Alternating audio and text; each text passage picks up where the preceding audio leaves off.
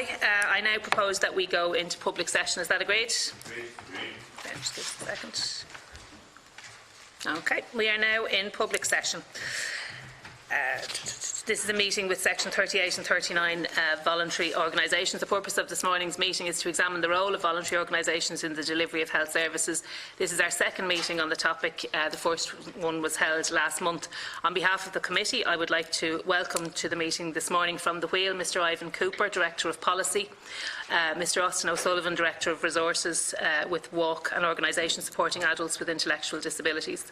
Sorry, Mr Ivan Cooper, the Wheel, the National Association of Community and Voluntary Organisations, Charities and Social Enterprises. My apologies. From the Disability Federation, Dr Joanne McCarthy and Mr Gary Lee, Chairperson of the Disability Federation of Ireland, and finally from Epilepsy Ireland, Mr Peter Murphy and Ms Niamh Jones. You are all very welcome to the committee meeting this morning, and I thank you for being here. I want to draw your attention to the fact that by virtue of Section 17(2)(l) of the Defamation Act 2009, witnesses are protected by absolute privilege in respect of their evidence to this committee. However, if you are directed by the committee to cease giving evidence in relation to a particular matter and you continue to do so, you are entitled thereafter only to qualified privilege in respect of your evidence.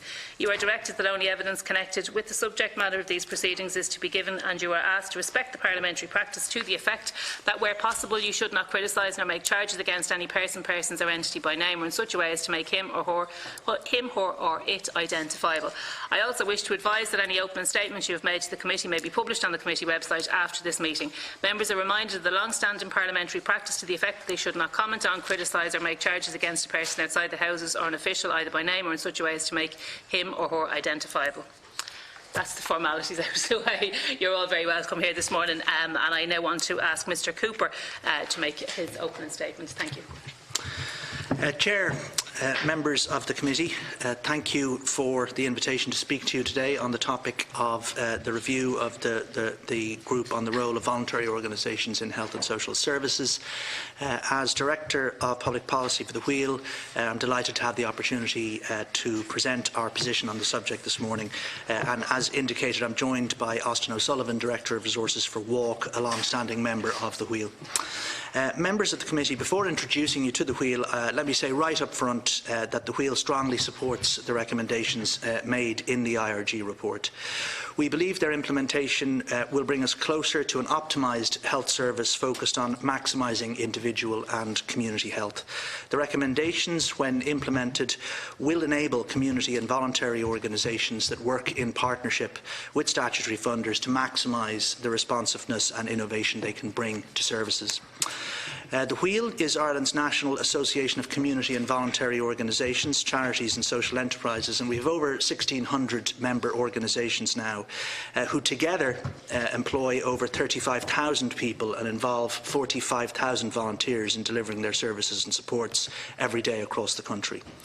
At least 150 of those members are funded through provisions of the Health Act, that's sections 38 and 39, which you'll be familiar with, by the HSE. They are among more than 800 organisations in total funded by the HSE to deliver services, forming a key part of our national health and personal social services infrastructure. These organisations support people to live independent lives and realise their potential. These people include people with disabilities and medical conditions, as well as older people and children. Indeed, many were established through the initiative and advocacy of self-organising communities when no statutory services were provided. Despite the long-standing role they play, these organisations are facing challenges which limit, or in some cases prevent them from carrying out their vital work.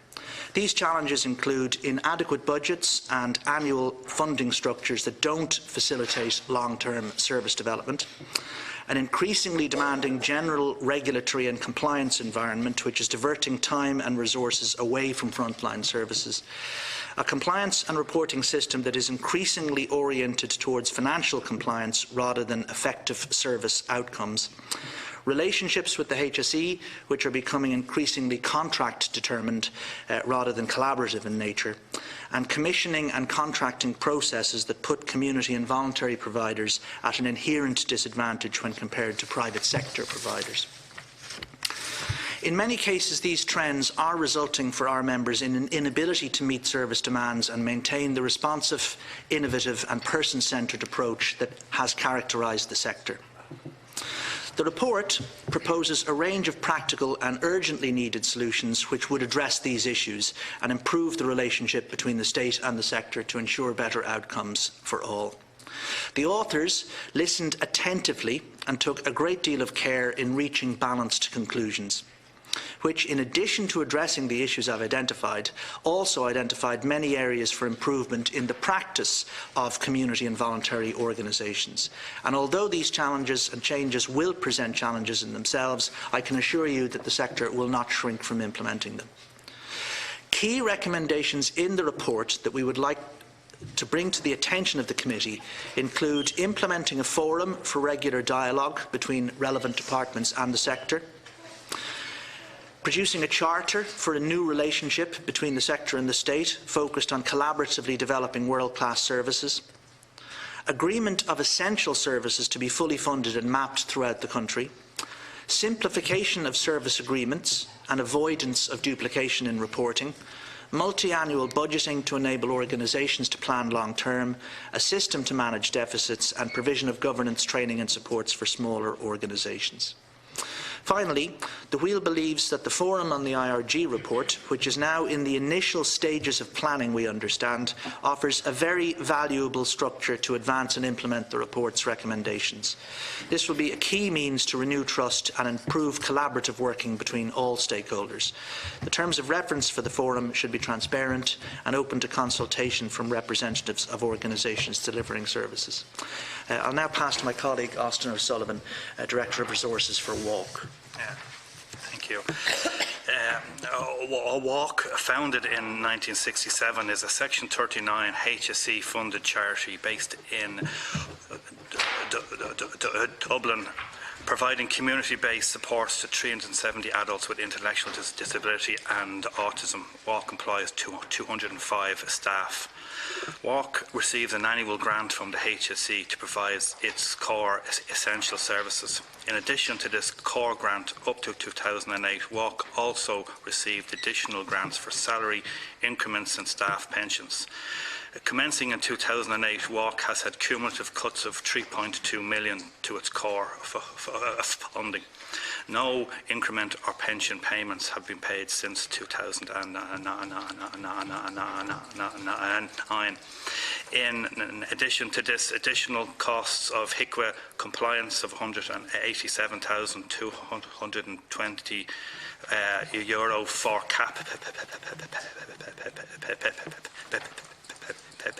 capital costs plus annual operation costs of €227,923 per annum. What is the impact of these funding? So primarily it revolves around service user safety and quality of life. Due to lack of funding, we have been unable to adequately staff support services, which has resulted in risks to service user safety. These risks have been fully documented and communicated to the HSE. WALK continues to operate with high levels of risk in its frontline services. In addition to these risks, WALK is aware that the lack of funding has had a direct impact on service user quality of life. This is most noticeable in incompatible placements of people in residential services and the lack of personalised supports to enable people to achieve their life goals. The issue of changing needs is also relevant and poses a risk to the individual and the organisation.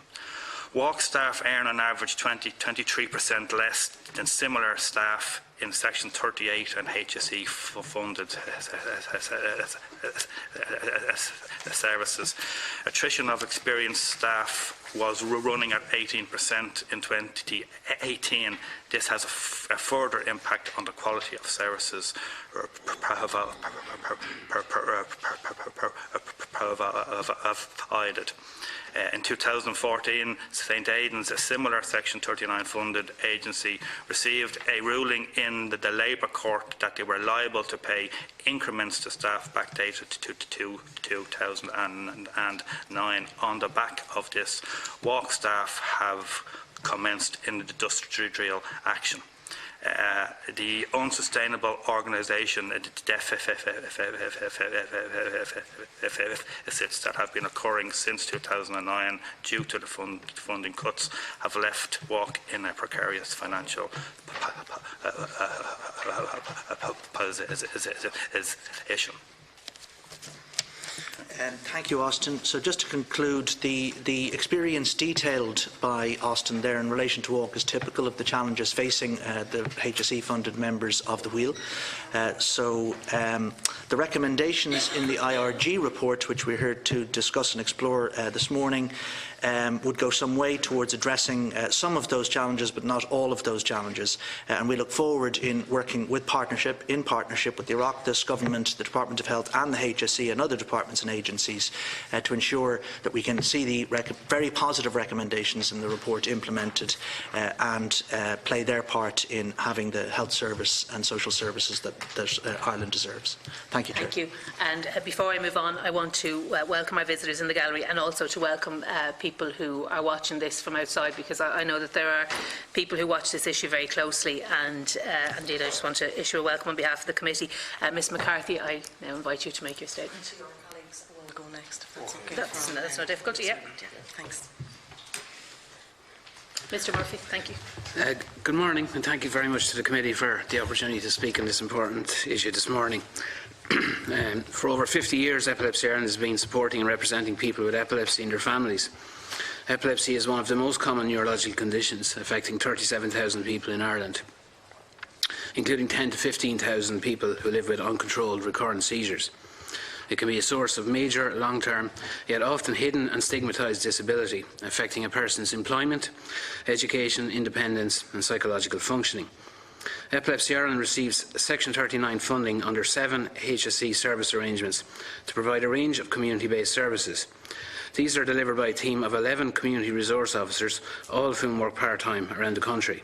My colleague here, Niamh Jones, one of our community resource officers based in Cork, will speak in a moment about her services. And as you will see, these are services that are very much closely aligned to the goals of Slánch Care. In terms of funding challenges, it is important to say that the difficulties we face are not unique. They are replicated across the spectrum of small and medium-sized community-based organisations. In our case, while the service in each HSE region is almost identical, the SLA funding varies significantly from region to region, and in no area does the funding cover the full cost of delivering the service. In CHO2, for example, which is Galway, Mayo and Roscommon, the cost of providing our services is approximately €50,000 per annum, but the SLA is for just €3,800. In 2018, the total national cost of providing HSE funded services was €926,000, but the total HSE income was just €784. As with other organisations, the SLA amounts are not negotiable. A series of annual cuts were implemented in the early part of this decade, and these were followed by a long period of static funding.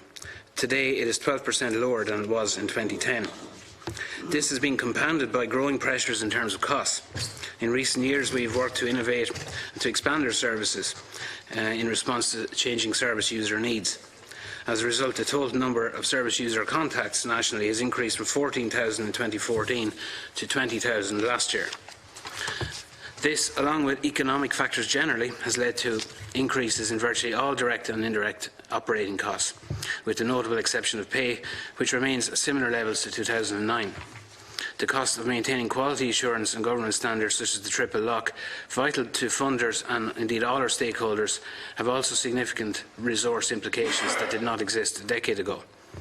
Epilepsy Ireland, like other charities, actively fundraises to support our work, which extends well beyond the SLA-funded activities, in our case including research funding, awareness-raising activities, training programmes and advocacy. We expect and we embrace the need to fundraise, but in recent years, greater demands are being placed on fundraising to cover HSE deficits, while also struggling to maintain wider organisational objectives. SLA deficits are averaging €160,000 per annum.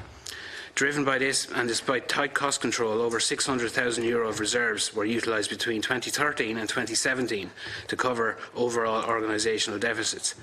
For an organisation that operates on a total budget of €1.7 million per annum, this is not sustainable. And the question is, what happens when the reserves run dry? There has been no recognition of these issues by the HSE and no willingness or indeed ability to address them in the annual SLA process. Deficits are reported in detail on the HSE's annual financial monitoring return, which ties directly to audit accounts. However, some CHO areas do not allow deficits to be recorded on the SLAs, giving the false impression that services are provided at break-even. The current funding relationship between HSE and voluntary sector organisations does not reflect the economic realities of operating high-quality, needs-based community services. Rather than continuing to innovate and deliver greater outcomes for people living with epilepsy, our primary focus in the current environment is on protecting existing services and ensuring that resources are available annually to meet the SLA deficits. A fundamental shift in the relationship between the state and the voluntary sector, as detailed by the IRG, is needed if smaller community-based organisations like Epilepsy Ireland are to deliver on our missions. This must begin with a recognition of the problems and a commitment to resolving them. 2 IRG recommendations are becoming increasingly urgent: the need to jointly review the broken SLA process and the need to move towards full cost and multi-annual funding. Non-profit should not mean loss-making. Thank you for your time, and I would now like to hand over to my colleague Niamh Jones. Thank you. Good morning. I am one of 11 HSE-funded community resource officers supporting people around the country, people with epilepsy and their families. Our aim is to actually empower people to become experts in their own condition, learn to self-manage their epilepsy on their day-to-day lives. And I can see over the past 10 years especially, my role has evolved and expanded as, as we've seen what the individual's needs are, and they've become more varied. We're very flexible and tailored to the individual needs. I'd like to give you an example of just a recent case of my day-to-day work, and I hope will demonstrate this and the impact that we make on the ground. I received a referral from the epilepsy team at Cork University Hospital regarding a man who had been recently diagnosed, and I immediately contacted him and made an appointment for himself and his wife to meet with me to begin our Living Well with Epilepsy programme. This is designed specifically to meet the needs of people with a new diagnosis. We discussed the relevant issues, including employment, driving, entitlements, safety and risks, lifestyle and triggers, and we jointly worked out a plan and strategies in going forward how to address these issues. Further on from that then, we actually included the whole family, because this family have 2 children who could very well be alone with their father when having tonic-clonic seizures. So we arranged the meeting and the family were allowed to express their own concerns in a safe environment. And I went through the do's and don'ts of seizure first aid. And I'm glad to report that they did come back after that. They were alone and they did do very well looking after their dad, put their newfound knowledge, into experience when dad had a seizure at home. Since that, I've provided epilepsy awareness talks to both their schools. Both parents have attended our support groups, which we hold in the evening, and they have received peer support there, meeting others in similar situations. His employer also has rung me in the meantime, looking for epilepsy training for the staff, so that's just another, service we provide. He will soon be attending my STEPS programme, I should say our STEPS programme, which is a self-management programme, runs over 6 weeks. This programme provides a learning environment where people can gain skills and knowledge to achieve the best health and quality of life that they can by living with their epilepsy in an active and positive way.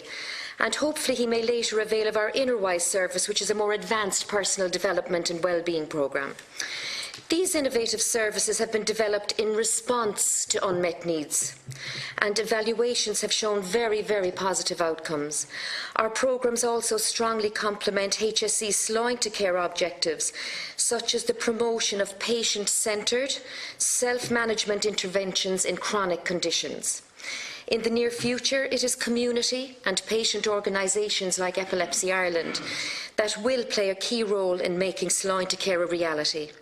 This is just one example of my day-to-day work, but it does show how accessible, valuable and complementary our service is in providing a person-centred approach to support and education, not just to the individual with epilepsy, but to all those that the diagnosis can impact upon in their day-to-day lives. Thank you very much. Thank you very much, Ms McCarthy. Ms Jones. No, Ms McCarthy. Yes, do you want to finish up? There's nothing more. Okay, great, thank you. Chair, members of the committee, I just want to say thank you very much for giving us the opportunity to participate in today's discussion. I suppose we also wanted to acknowledge the fact that this is the second of 2 days, so that you've really shown a commitment to want to get under the skin of this issue, and that we really welcome and thank you for that commitment. For those of you who don't know who DFI is, I'll just very briefly say that we're a national support organisation with over 120 member organisations, and that we work to try to create an Ireland that is fully inclusive of people with disabilities. I think when you look at the difference between ourselves and the Wheel, I think it's really important from the outset to say that we're not distinctive. In fact, there's huge interlinkages. Epilepsy is members of ours, we're members of the Wheel. In fact, we're part of the founding members of the Wheel, and we work really, really well together to create a very strong community infrastructure to support people with disabilities and those at risk. I suppose I won't, if anybody who's really interested in DFI can go onto our website. I suppose just to say from the outset that, like our colleagues, we fully endorse the recommendations that are contained in the IRG report, and notwithstanding the fact that we do recognise that there are going to be significant challenges faced by our members in how we implement that. However, I suppose one of the really important things we have to hold on to is the commitment that the IRG is looking for, that we agree to the resetting of the relationship between the voluntary sector in the delivery of health services and the HSE/Department of Health. There's been stark evidence of the need for that to happen both on the 19th and today, and I think that it's one of the things you really need to walk away and to reflect upon. The nature of the relationship between the state and the CV sector is really broken. That there's significant failures in terms of the process of agreeing and delivering necessary supports and services to people with disabilities, whether that be in acute settings such as day services and respite and 24/7 residential services, as you heard on the 19th, or today in the types of community-based services that we're talking about today. There's no planning mechanism for looking at how do you plan to deliver to respond to changing need. There's no real costing mechanism in place. There is no clarity or mechanism for agreeing what the state is willing to fund, and there is no agreement to fund that to the full cost. These are really core issues that go to the heart of trying to deliver a business. These are businesses that are trying to support good quality services to some of the most vulnerable people in Irish society. We also want to take the time for us to consider the complexity that's underneath that commonality, because it is really important. Because you'll have heard on the 19th and you've heard today, but whilst we have agreement around the issues and the recommendations that are in the IRG report, that's experienced very differently depending on the organisation. So we all agree that the nature of the HSE relationship is broken. We all agree that there are funding deficit issues that have to be addressed, that they're chronic issues, that there is a difficult in terms of recruiting staff, that there's pay issues, and that there's issues with the service arrangement as the mechanism for agreeing the contractual relationship between the two. That's agreed from both the 19th and today. However, those issues are experienced differently depending whether you're a community-based organisation or you're an organisation that delivers what is seen as core disability services in the context of residential or day services. And I want to give you an example, and I'm only reiterating what my colleagues would have said today. So we would know that at the outset that there is a funding crisis. Most organisations all took the cuts around the time of the recession. No decision was agreed with most of organisations. There was no decision to agree how those cuts would be implemented and the impact that they would have on those recessions. That may have happened with some of the other larger organisations, but it didn't happen with those organisations. 50 organisations are now back into a process around pay restoration. Most organisations, if none of ours that we represent here today, are being included in the same way. So even though the issue of funding is an agreed problem, how it's being experienced is not equitable across the system, and we need to acknowledge that. I also think it's really important that on the 19th, we heard very strongly that there is a deficit looming of about 30 to 40 million as it currently stands, and that is true. There's also, we need to add in the cost of the deficit of the types of things that we've been talking about here today, where organisations are running down their savings and are using very important fundraising money to supplement the cost of delivering core disability services. I think that this is going right to the heart of the need to agree a multi-annual investment programme, but equally an agreement around what it is that what type of services do we want to go forward, and to plan for those in a multi-annual way. I also want to just take, as I am probably the last speaker around this issue before you go on our session, I want to take this time also to redraw your attention back into the importance of agreeing the list of essential services. So we all fully agree that the first thing that needs to be done is the establishment of the forum, and then to agree at the charter, so what it is that the forum will do. And after that, the next big challenge will be the list of essential services. And for that, I just wanted, if we just use the existing, what we're doing now, we'll just continue into the future. We're missing a significant opportunity to actually use something like the forum to deliver on sláinte care.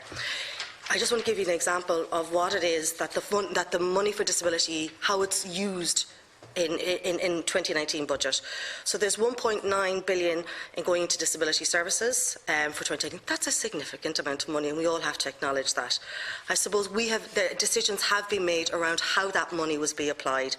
90% of that funding goes to fund residential, respite and day services, and I'm not saying they're not needed. In fact, we heard on the 19th more is needed.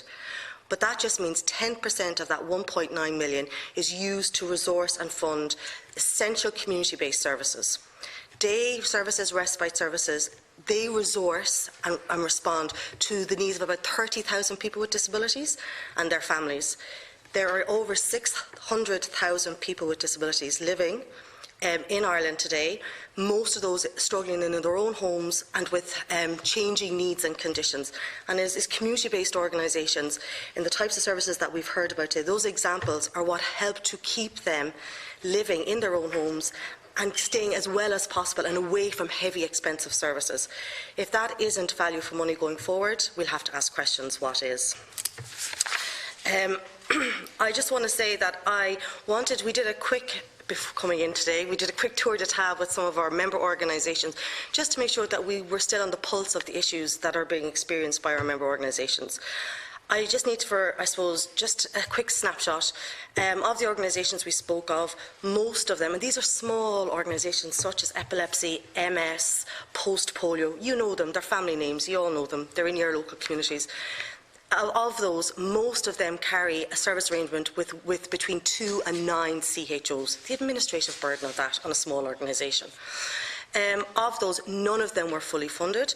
That example of epilepsy, how they get 3,500 when it costs 50,000 to deliver the service, no engagement to discuss around what type of services will be delivered and how it's going to be funded.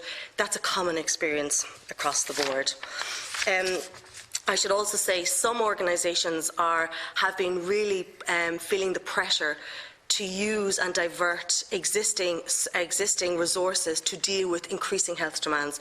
So Blanchardstown CIL were explaining to us that they have a bus that they were using to support their members for social outings and social engagement. And we all know the social isolation that people with disability experience, and that's really important to maintain mental health, but also to create connections in communities.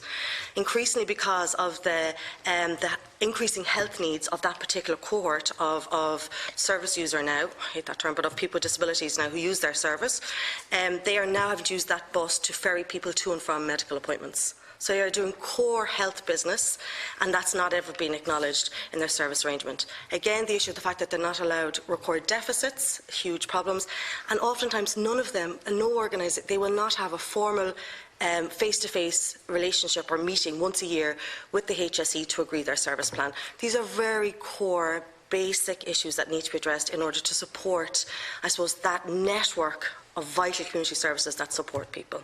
I just want to hand over to our chair of DFI, and he's going to make some parting comments, closing comments.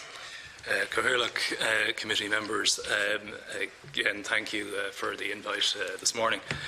I'd like to associate DFI with the comments of the previous speakers from the other organisations.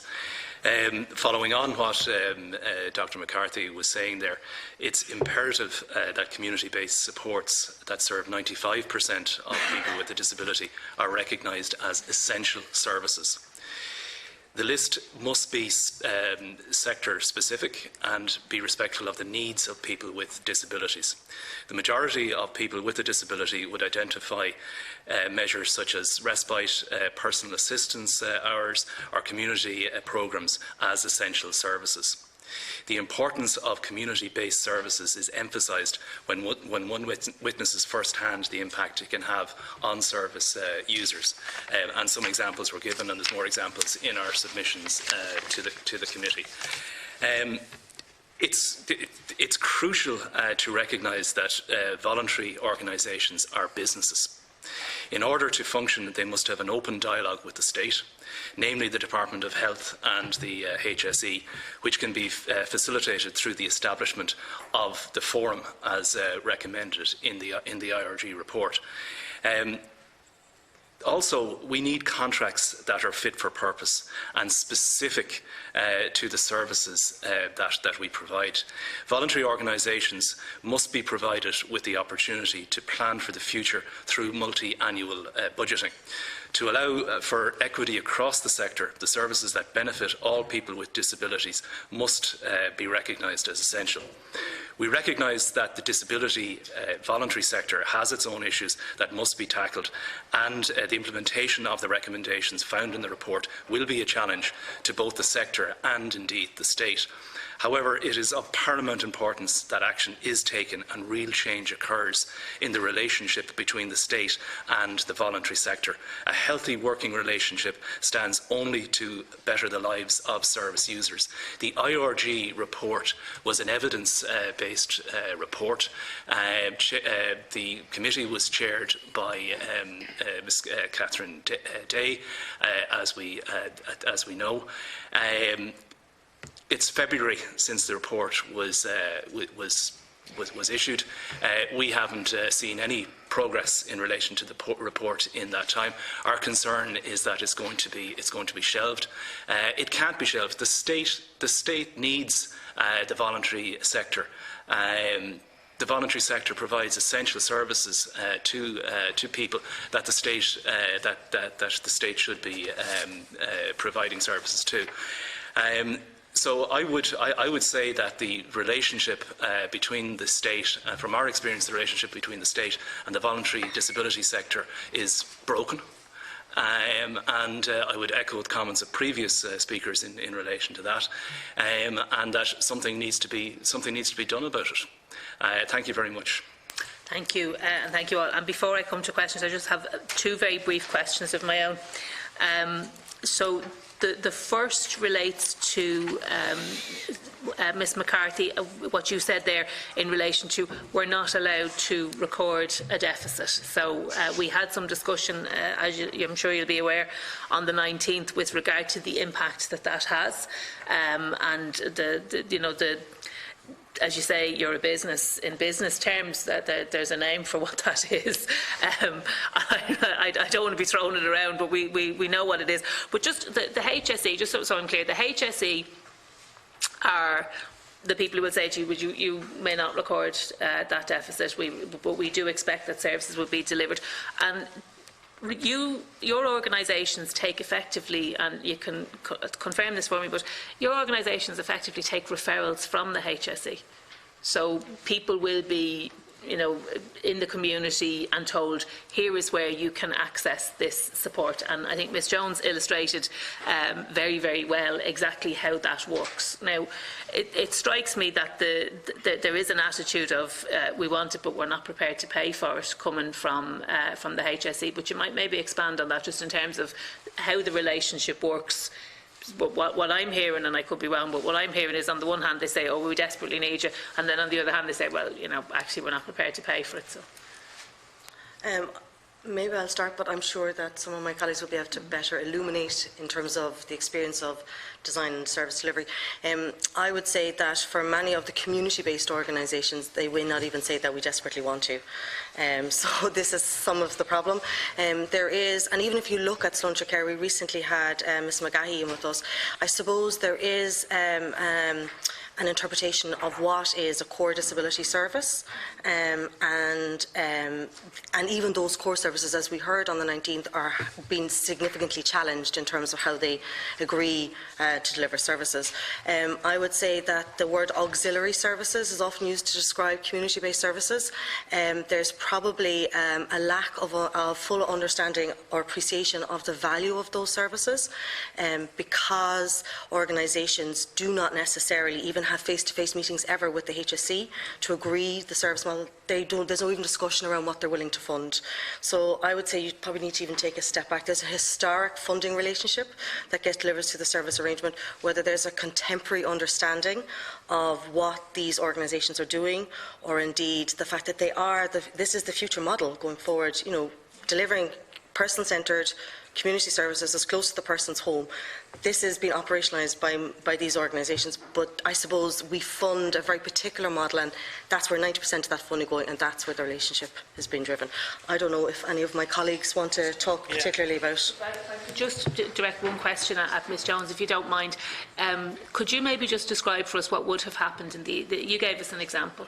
So in the event that your service was not there, what services exist for that gentleman? So we can see that you're right there with him, and he's dealing with a fairly traumatic event in his life, and you're giving him that practical support. But if you're not giving that, who in the HSE is coming in to shore up what's needed? Well, we have wonderful neurology teams in all our hospitals, and we have very strong links with our neurology teams. But we're the only organisation representing people with epilepsy in the country.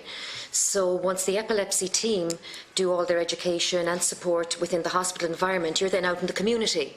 So we have a direct referral link with the HSE epilepsy team now, and we get the referrals and we immediately contact them to see, and we tailor it to the person's needs. There is no other organisation to deal specifically with epilepsy. So there just would not be any, they would have nowhere to refer him. He'd just be in the unless they belong to, you know, some of our people would have links to other organisations, you know, that they may have some additional help. Yeah, but the CV sector is where the help comes from. But specifically to epilepsy is from Epilepsy Ireland. Can I just go back and just Austin, I know you want to get in. I think it's really important to say that this is quite common, and it's not to undermine that this level of expertise is quite common around the neurologicals, and it's something that's hugely undervalued. I know, for example, motor neurons is another example, and they actually shadow that family. So there's about 400, give or take, families at any one time addressing the issue of neurology, and they shadow that family. They know 6 months' time that family is going to need a hoist downstairs, they're going to need a bed.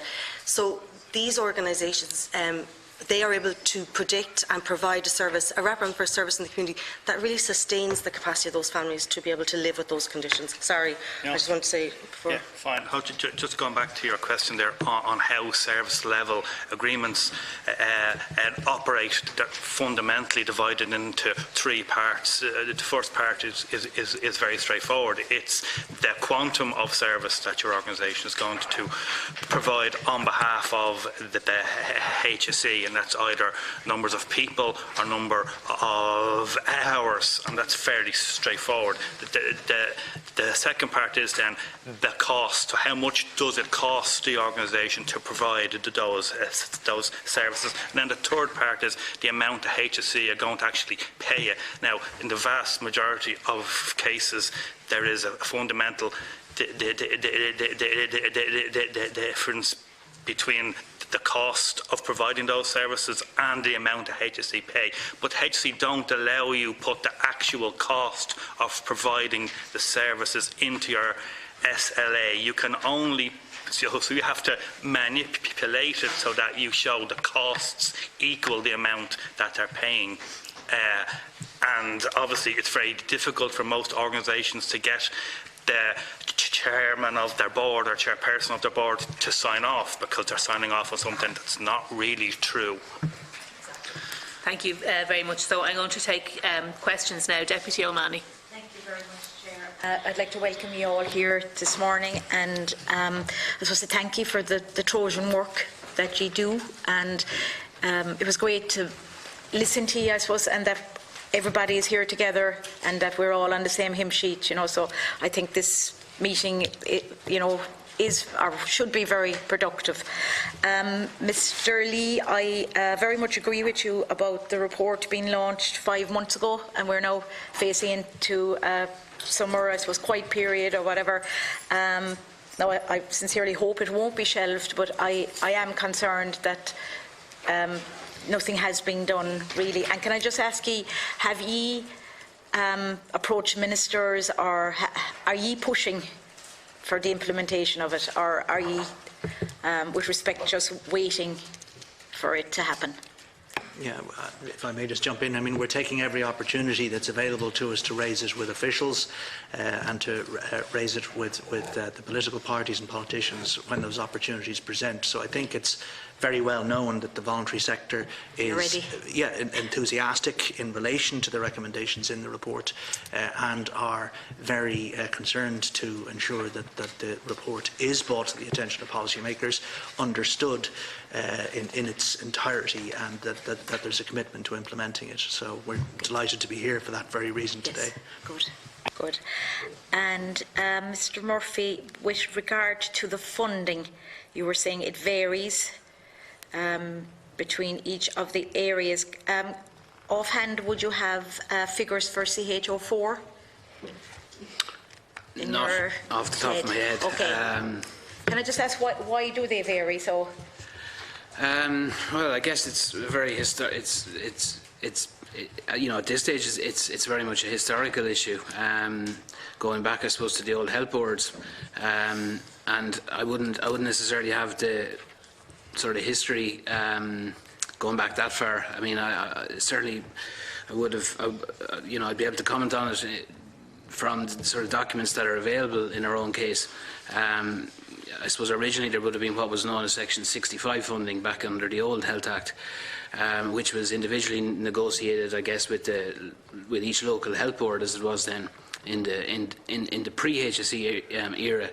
And then there seems to have been a sort of a system for a number of years where service plans were submitted locally in each region around the country.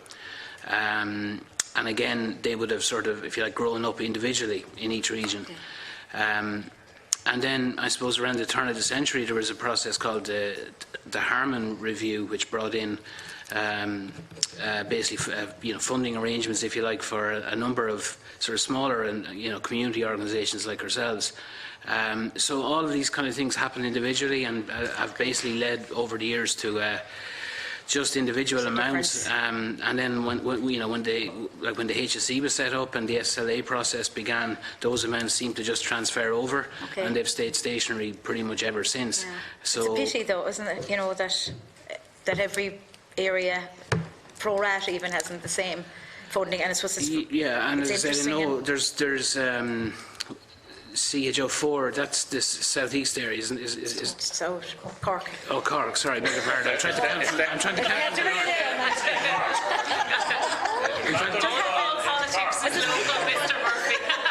I'm trying to count from the north downwards. Random choice. So. Yeah, so again,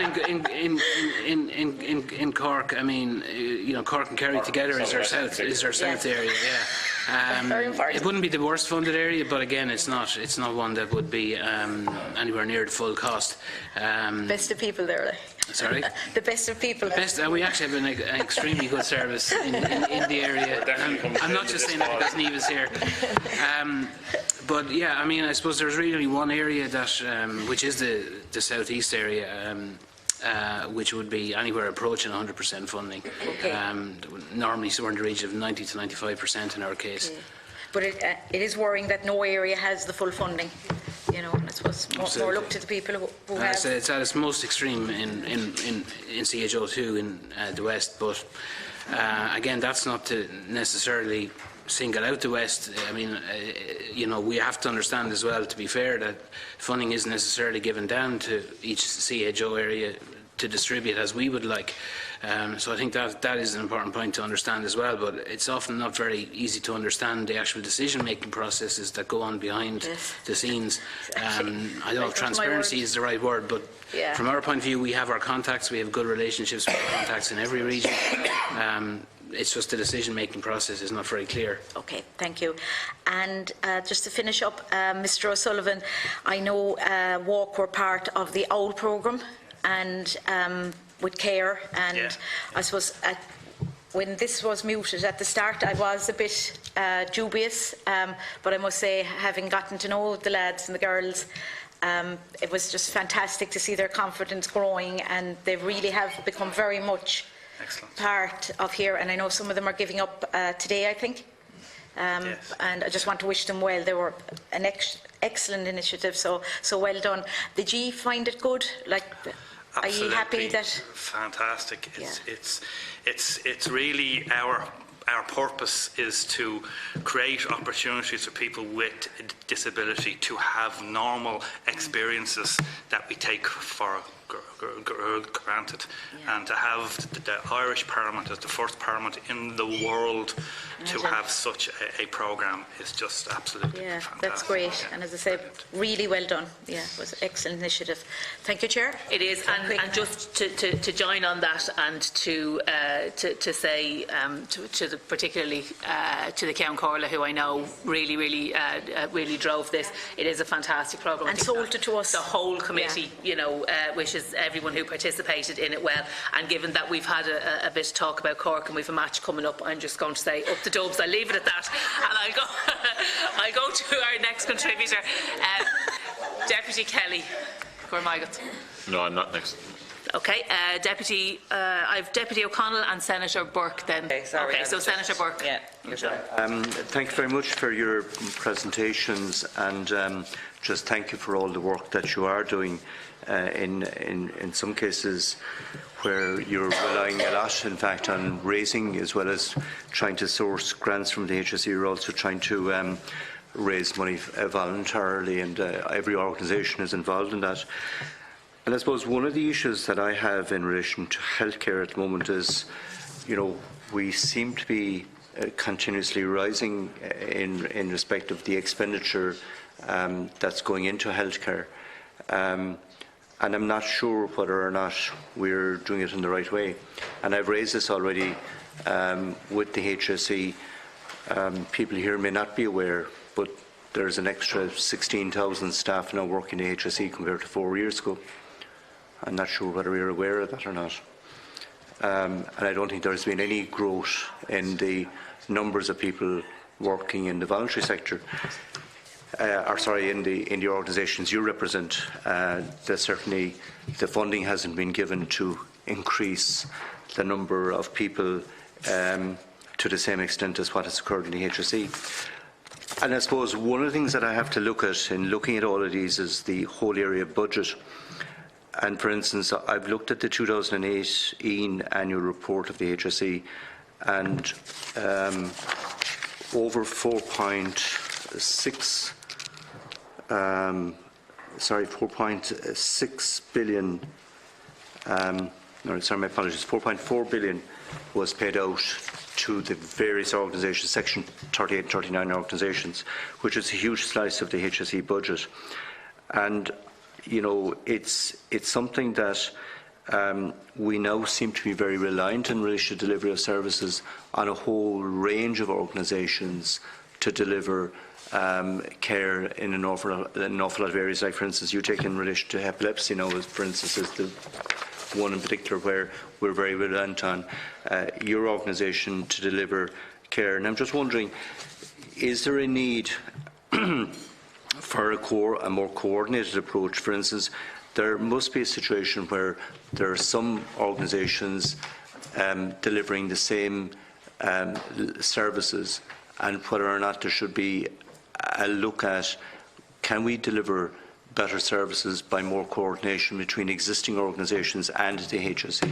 Because I'm not sure whether we have, while the HSE have looked very much at finance and how it's being used, and also the organisations have, but I'm not sure if the organisations have looked at, can we deliver a better service by different organisations working together rather than working independently.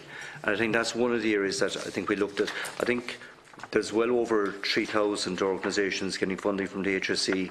It's a huge number of organisations and it's a huge amount of the budget. And I'm just wondering whether we're using it wisely. For instance, I'm not convinced that we're using the budget within the HSE in respect to the budget that they retain themselves wisely. And as I said, the 16,000 additional staff over 4 years, I'm just mesmerised by how that has grown in such a short period of time. And in relation to the organisations themselves, whether or not, that they have looked at kind of doing a 5-year programme or a 10-year programme. We've talked about Sláintecare now, and it's a 10-year programme.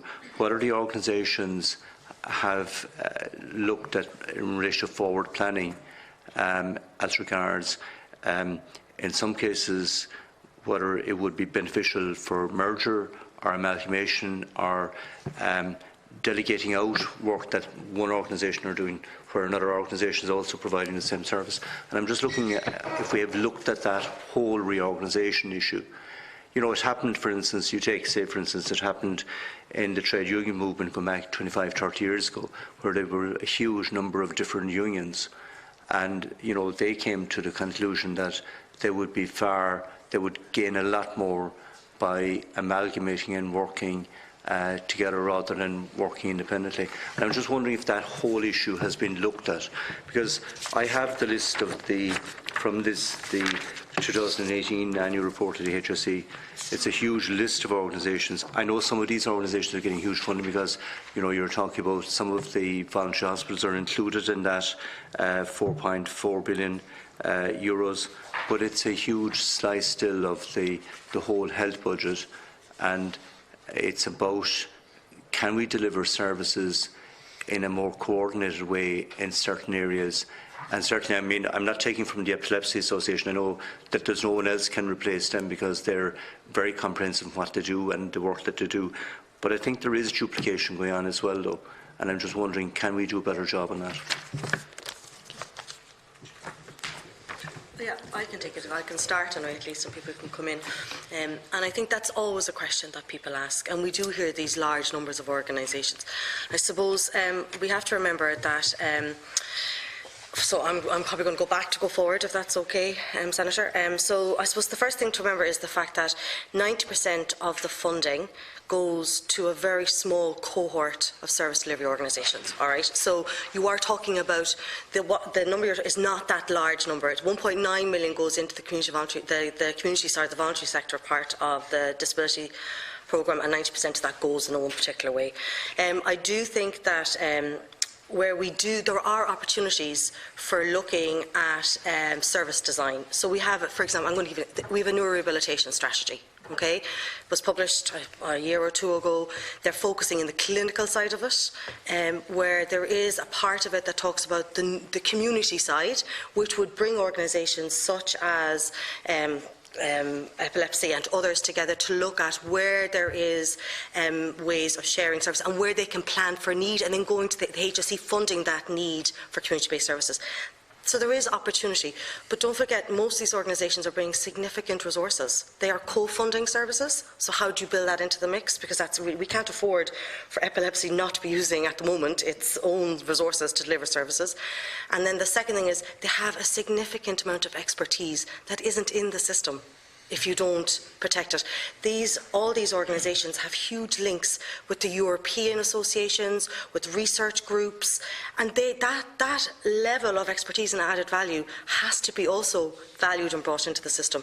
So yeah, without a doubt, that conversation needs to start, but it needs to start not just at the point of amalgamations, because then you're going to lose both the cost, the co-funded nature of many of these services, and also the significant added value in terms of expertise, specialism, and the touch base it has with families and communities. You're going to lose that. So when you're having that conversation, it needs to be in that much broader context. That's where I think I would start. I don't know if anybody else. Yeah, if I could just add to that there's no research that shows that in people services, bigger is better.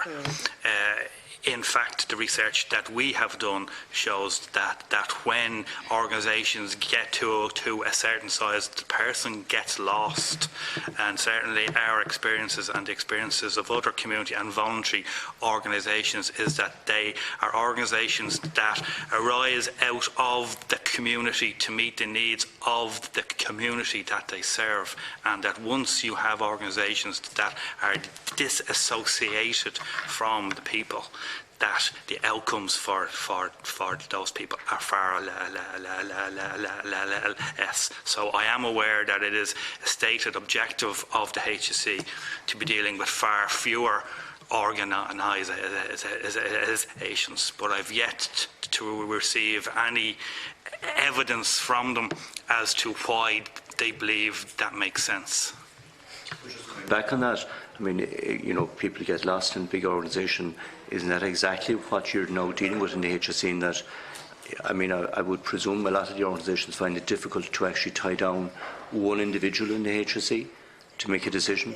Maybe you might talk to us about that experience where, you meet with one and then you're finding that they have to go up along the line for a decision to be made.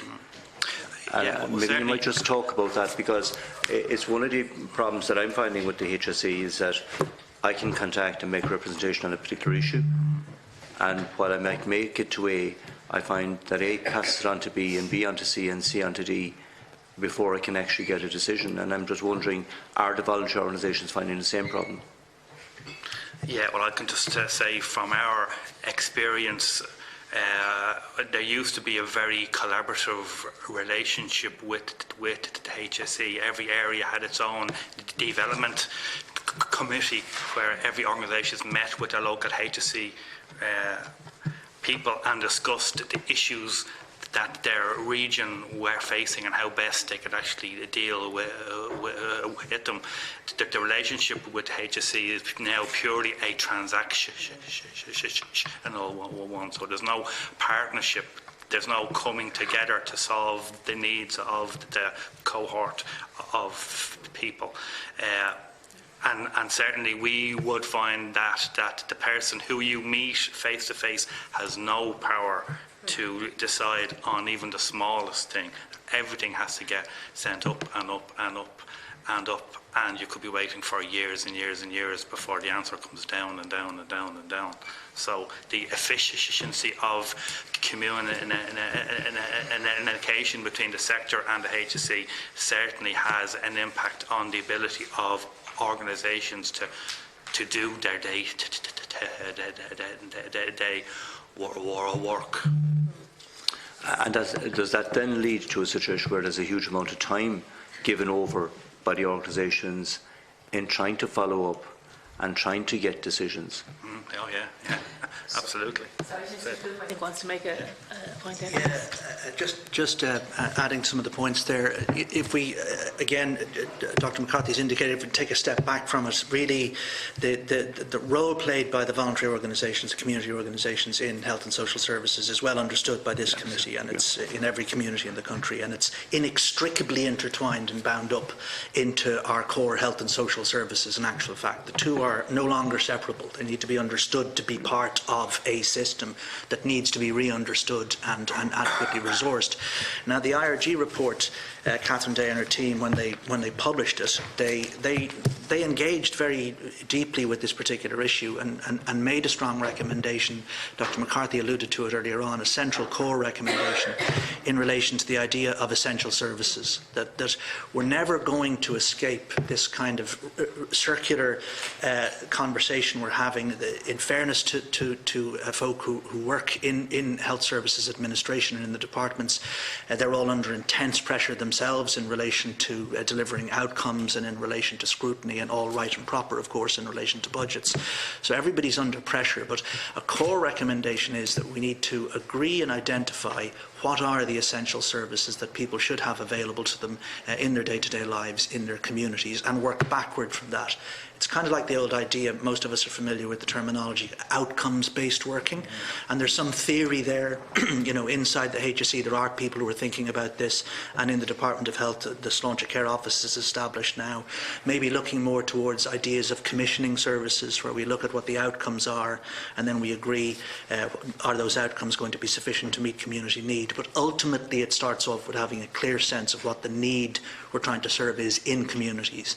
Then we can have a conversation about the type of resource and the types of services that are necessary. So, Senator Burke, this is playing back to your point about, you know, organisations, and are there more optimal ways of doing things? Of course, there inevitably are more optimal ways of doing things.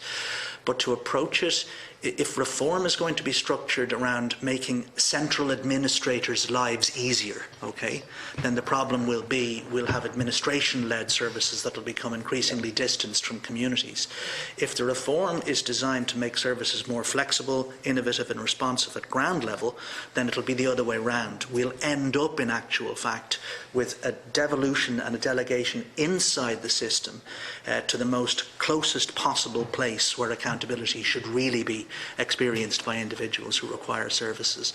So in actual fact, viewed that way, our community and voluntary sector being present in every community is in fact an asset that's already there if we can find a way of connecting it up better with itself and integrating it in a more cohesive way into our health services kind of strategic thinking. So a call I would make is today is for the Department of Health and the HSE to engage the community and voluntary sector more in relation to strategic thinking about the future of the health and social services.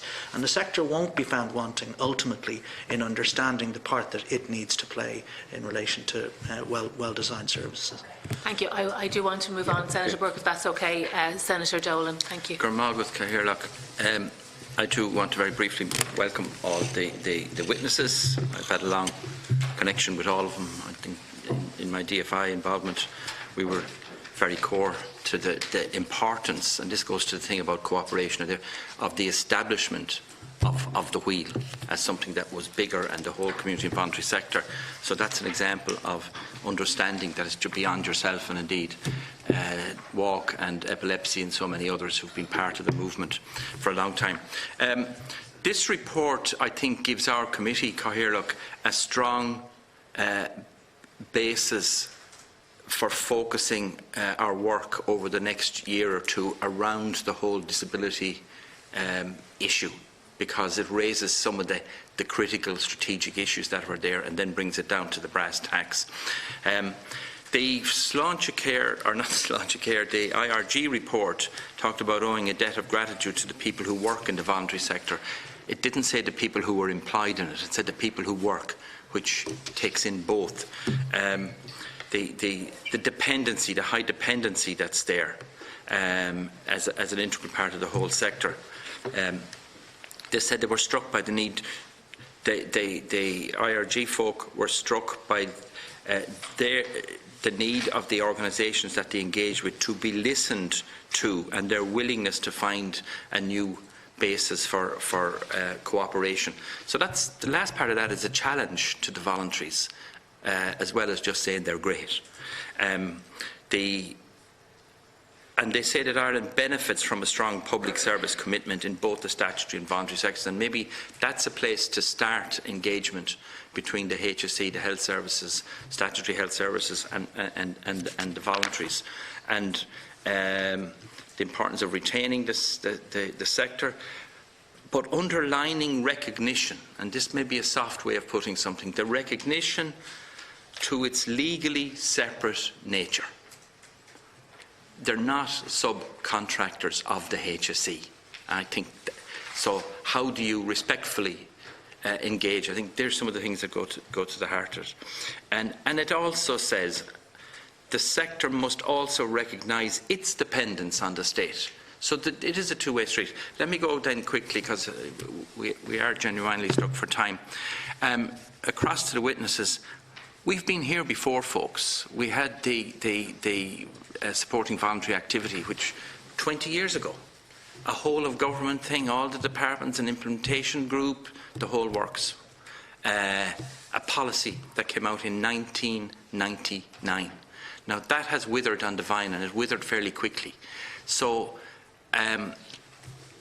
how does this and all the things that would give us hope, how do we put that statement against the fact of what has happened before, the difficulty in making things stick? The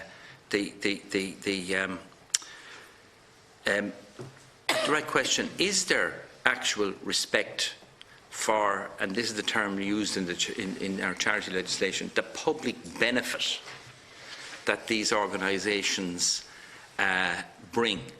And they can't become charities unless they're adjudged to bring public benefit. Is there actual respect for that? The Disability Services Programme, 1.9 billion. It's an old administrative structure. It goes back maybe to the foundations of the state. And some comments or input in relation to the amount of support and engagement that happens outside of the disability health services but in the health services. I think a lot of the epilepsy support that people get isn't funded through the Disability Services Programme. It's neurologists and teams and all these things. So some sense of the importance of the broader sláinte care. How relevant do you think that is to, is that another process that's going in parallel and that's going or could be going and might be going in a similar direction? Getting from, which I think is a lot of the Disability Services Programme, reactive services, services that you have to provide because people have got to a certain situation, to more of a proactive. And people will remember, was it last week we had the new Cathaoirleach of the HSE, and he talked about the demographics, and we're trying to chase them at the wrong. He was saying we're trying to chase them at the wrong end of the spectrum. So I'm putting it to ye. He's saying we need to be investing in the area of prevention, amelioration, and all the things that prevent and/or slow down the impact of conditions. And he referenced medicines and that and other things. And then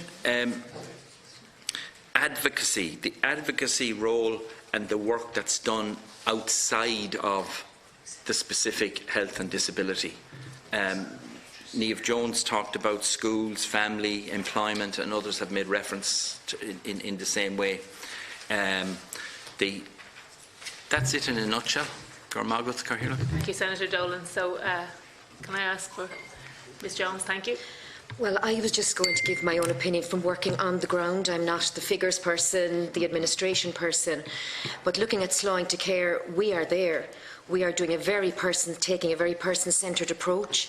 We're flexible. We work out of hours. You know, I work at night. I work Saturdays to provide the service we do, which is very important to the public reaction and their appreciation of what we provide.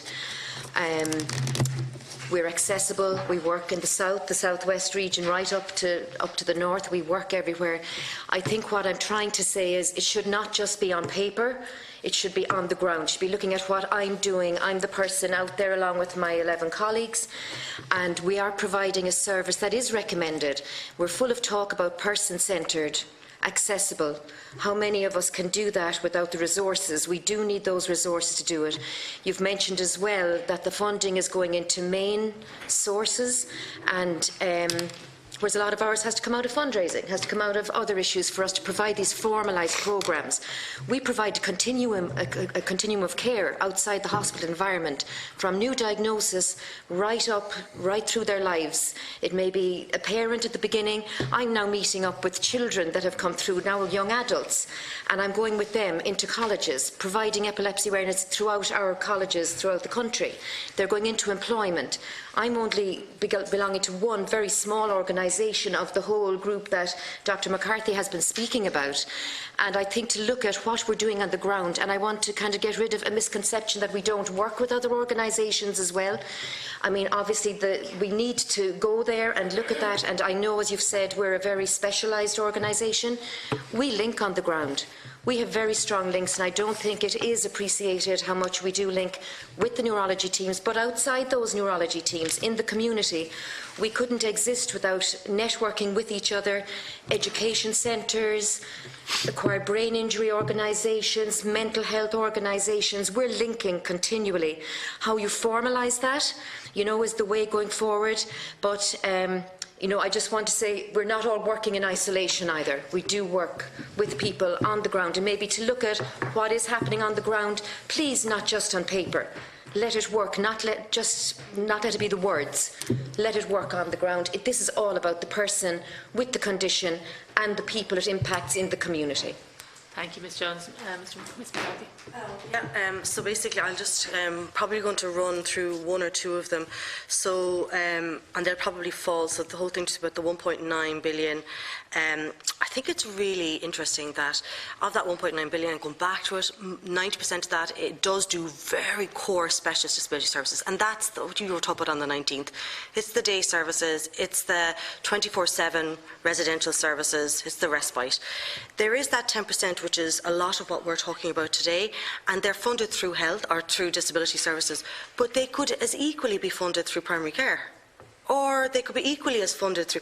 They are a significant resource to primary care because they provide a specialist network of resources that enables people to live in conditions. They do self-management courses. They do specialist yoga. They do you know what I mean? So they actually provide core primary care services that have a specialist interest. And I suppose that's back to maybe what Senator Dolan was on about. We're almost stuck to delivering disability services in an historic way, when the reality of disability has changed over time. 1 in 4 people now acquire their disability at working age. That's all neurological. Okay, so 1 in 4 of the population today will acquire their disability in working age.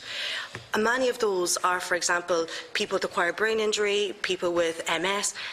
They're not planned for within disability services. That's that 1,400 people who acquired a disability at working age who are now living in nursing homes, because they're not planned for, and there's no service for them within.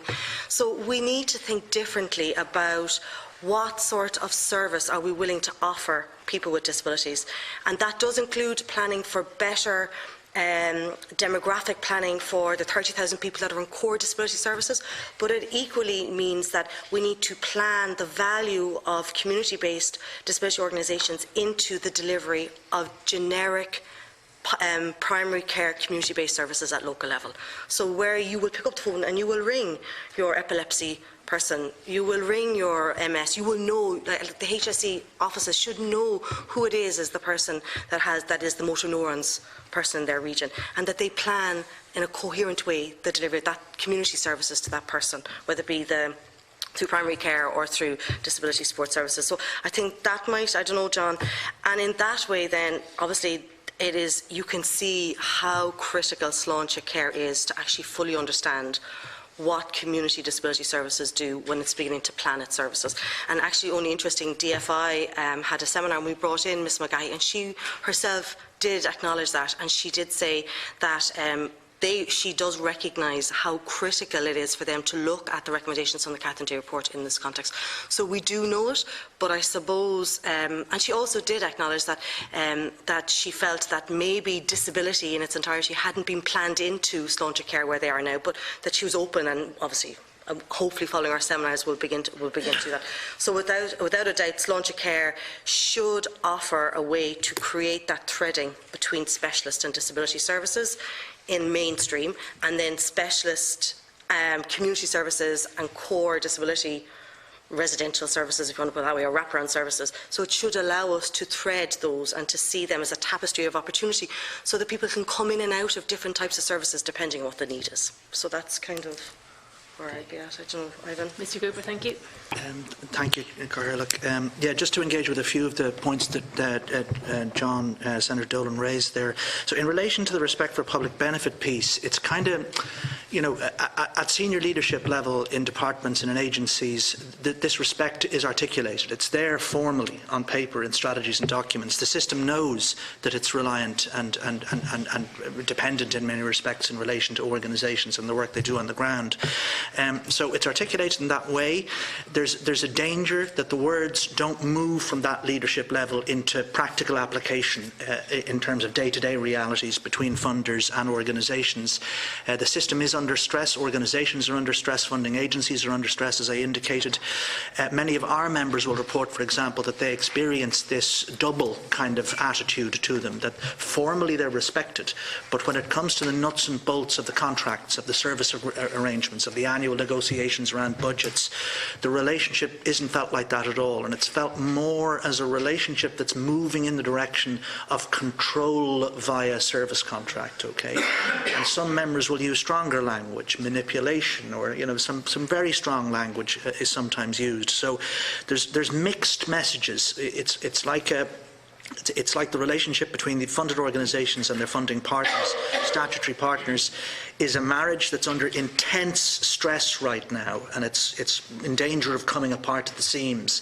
And one member of the marriage seems to hold all the power in the form of the paycheck, if you see what I mean. And well, it's a bit. This is the reality of it. Yeah.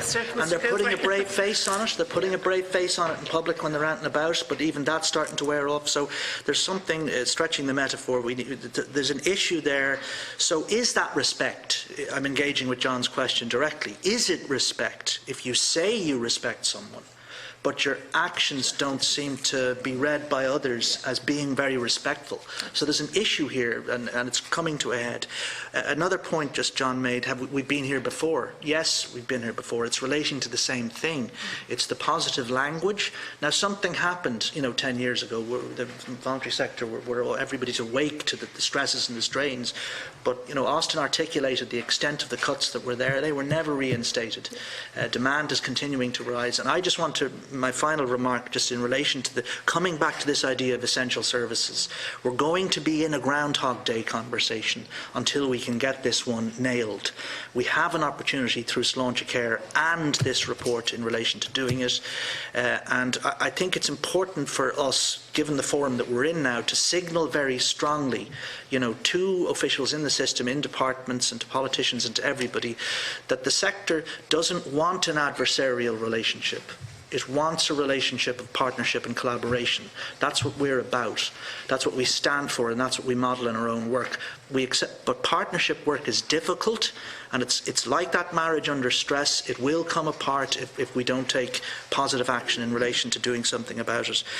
So maybe I'll finish Mr. Murphy, there. I know, wants to make a contribution there. Thanks. Yeah, it was essentially actually to make the same point about respect. I mean, that was one of the key words I picked up from Senator Dolan's comments. And I think it's difficult to say that there's a culture of respect when, as we've heard from others, we're in an environment where the contract is king and the contract governs the entire relationship. It's very rare, if at all, that we would ever get kind of queried or questioned about the actual quality of the service that we would provide or deliver, or about the sort of our plans for the future, or anything that essentially relates to the actual outcomes that we're delivering on the ground. Any or all of the relationship seems to be based more around meeting this timeline, meeting that deadline. You forgot to enter data on that column. It's very technical relationship. And as Ivan said, I think everybody wants to move to a position where maybe in future we would be evaluated not just on financial numbers, but on the actual outcomes that we could show and deliver, which is something, again, at Epilepsy Ireland that we do try and deliver actual outcome information and data. But it's not necessarily something that's ever valued by the, shall we say, contracting partner. And also, obviously, we've heard a lot about Sláinte Care, and I think we said earlier that it is organisations like ourselves that will ultimately be, a key part in the whole delivery of Sláintecare. We are looking to move from very much a hospital-centric view to a more timely local provision of services, and organisations like all of the neurological groups in particular, we really have a major role to play in this. And I just wanted to make the point that when you talk of HSE, there's a huge difference between how groups like ourselves are viewed by, say, our clinical partners, and in our case the neurologists, the epilepsy specialist nurses, the wider services. They see the value, they work with us day to day, they see the value in how we supplement their service, and in some cases around the country how we actually almost fill in for gaps, particularly around epilepsy nursing and whatnot. So they see the real value in it, and you just don't get the impression that there's any form of partnership approach. I just wish, that there was even within the HSE, a communication channel whereby our own funders could have dialogue with the people within the HSE organisation that we work with on a day-to-day basis. And I suppose just finally, the Senator referred to advocacy and the huge role that organisations like ourselves play in that. And I know Niamh has mentioned, going in and speaking to employers and various other personal advocacy on the ground in terms of, rights and entitlements and all the rest of it. Another key part of that is highlighting the deficiencies that are out there, and it's organisations like ourselves that highlight these issues. A recent example that this committee would be familiar with would be around sodium valproate, a drug in epilepsy that was, brought to the attention of the Oireachtas, through patient advocacy efforts, and so on. So I just wanted to address, that. If I could, Ms McCarthy, briefly, yeah. And I suppose we've been trying to find a way to get this in, so I'm going to hop on Senator Dolan's concept of value, and we know what's counted as valued. Okay, definitely you can hear it in the HSE a lot about outputs or whatever, and oftentimes the types of services that we're talking about today, there's no even counting of unmet need. So there's no way, there's not lists around counting the level of PA hours, personal assistance hours that they're not delivering in a particular region. They're not looking at the number of respite services that are required in a particular region for families that are trying to support loved ones at home but just need that extra. That's not counted. So oftentimes the quality, the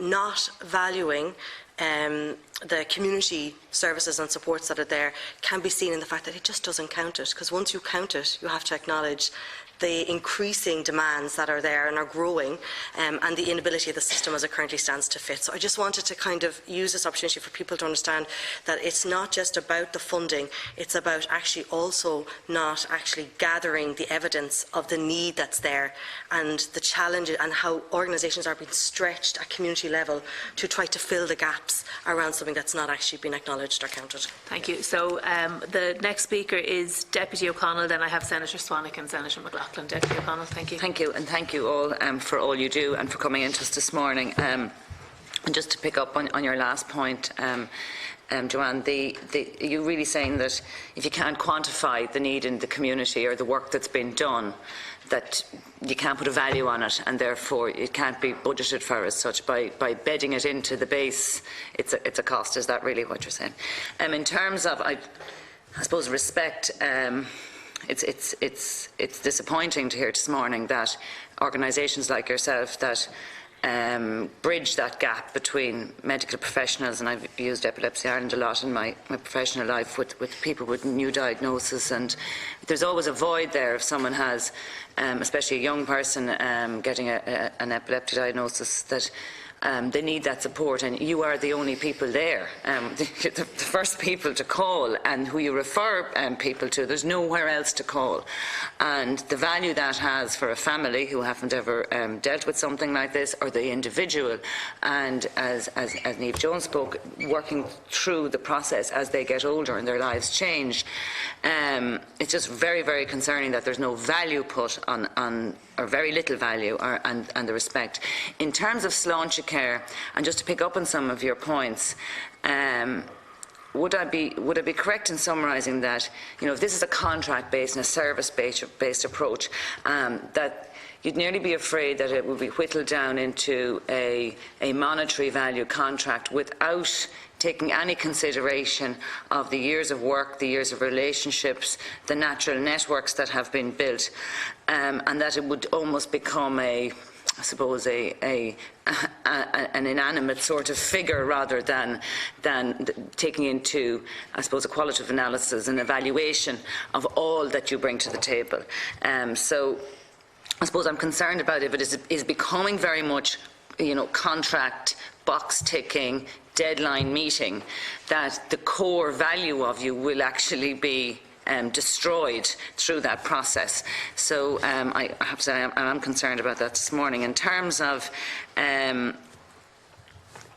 your comments on Valproate, I was going to bring it up, the huge work you have done as an organisation with your international counterparts to help the people who have been affected by this, but also to bring information to medical professionals and to this committee. You've done huge work in informing us, which I don't know where we would have gone if it wasn't for you. You also contributed a lot here when we were bringing through the medicinal cannabis legislation. You had huge value to add to that as a professional body. So I think this committee knows the value and has respect for it. I don't mean to speak for everybody, but we have noticed and benefited from your expertise. In terms of I suppose the 10% you mentioned, Joanne, are you saying that 10% of the work you do could be done through the community? And if that would, can you just explain what you were saying there? I wasn't 100% sure of the budget, what you were saying there about 10%. Sorry. Please, thank you. Sorry, you finished. Yes, sorry. Jumped in. Sorry. So basically, there's 1.9 billion in the budget for 2019 for disability services.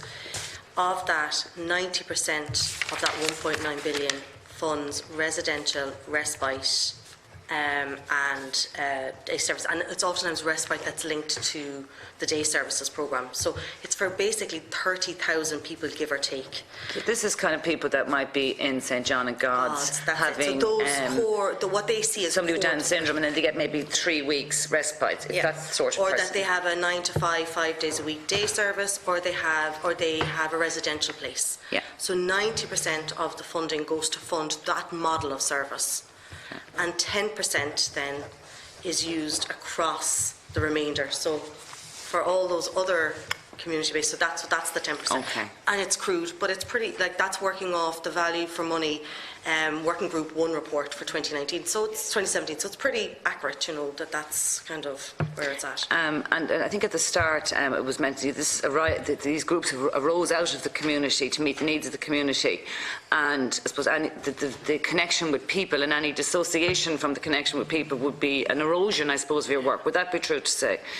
And then further on, there seems to be a dissociation between the HSE and your work, though. So you really are an essential link there for people.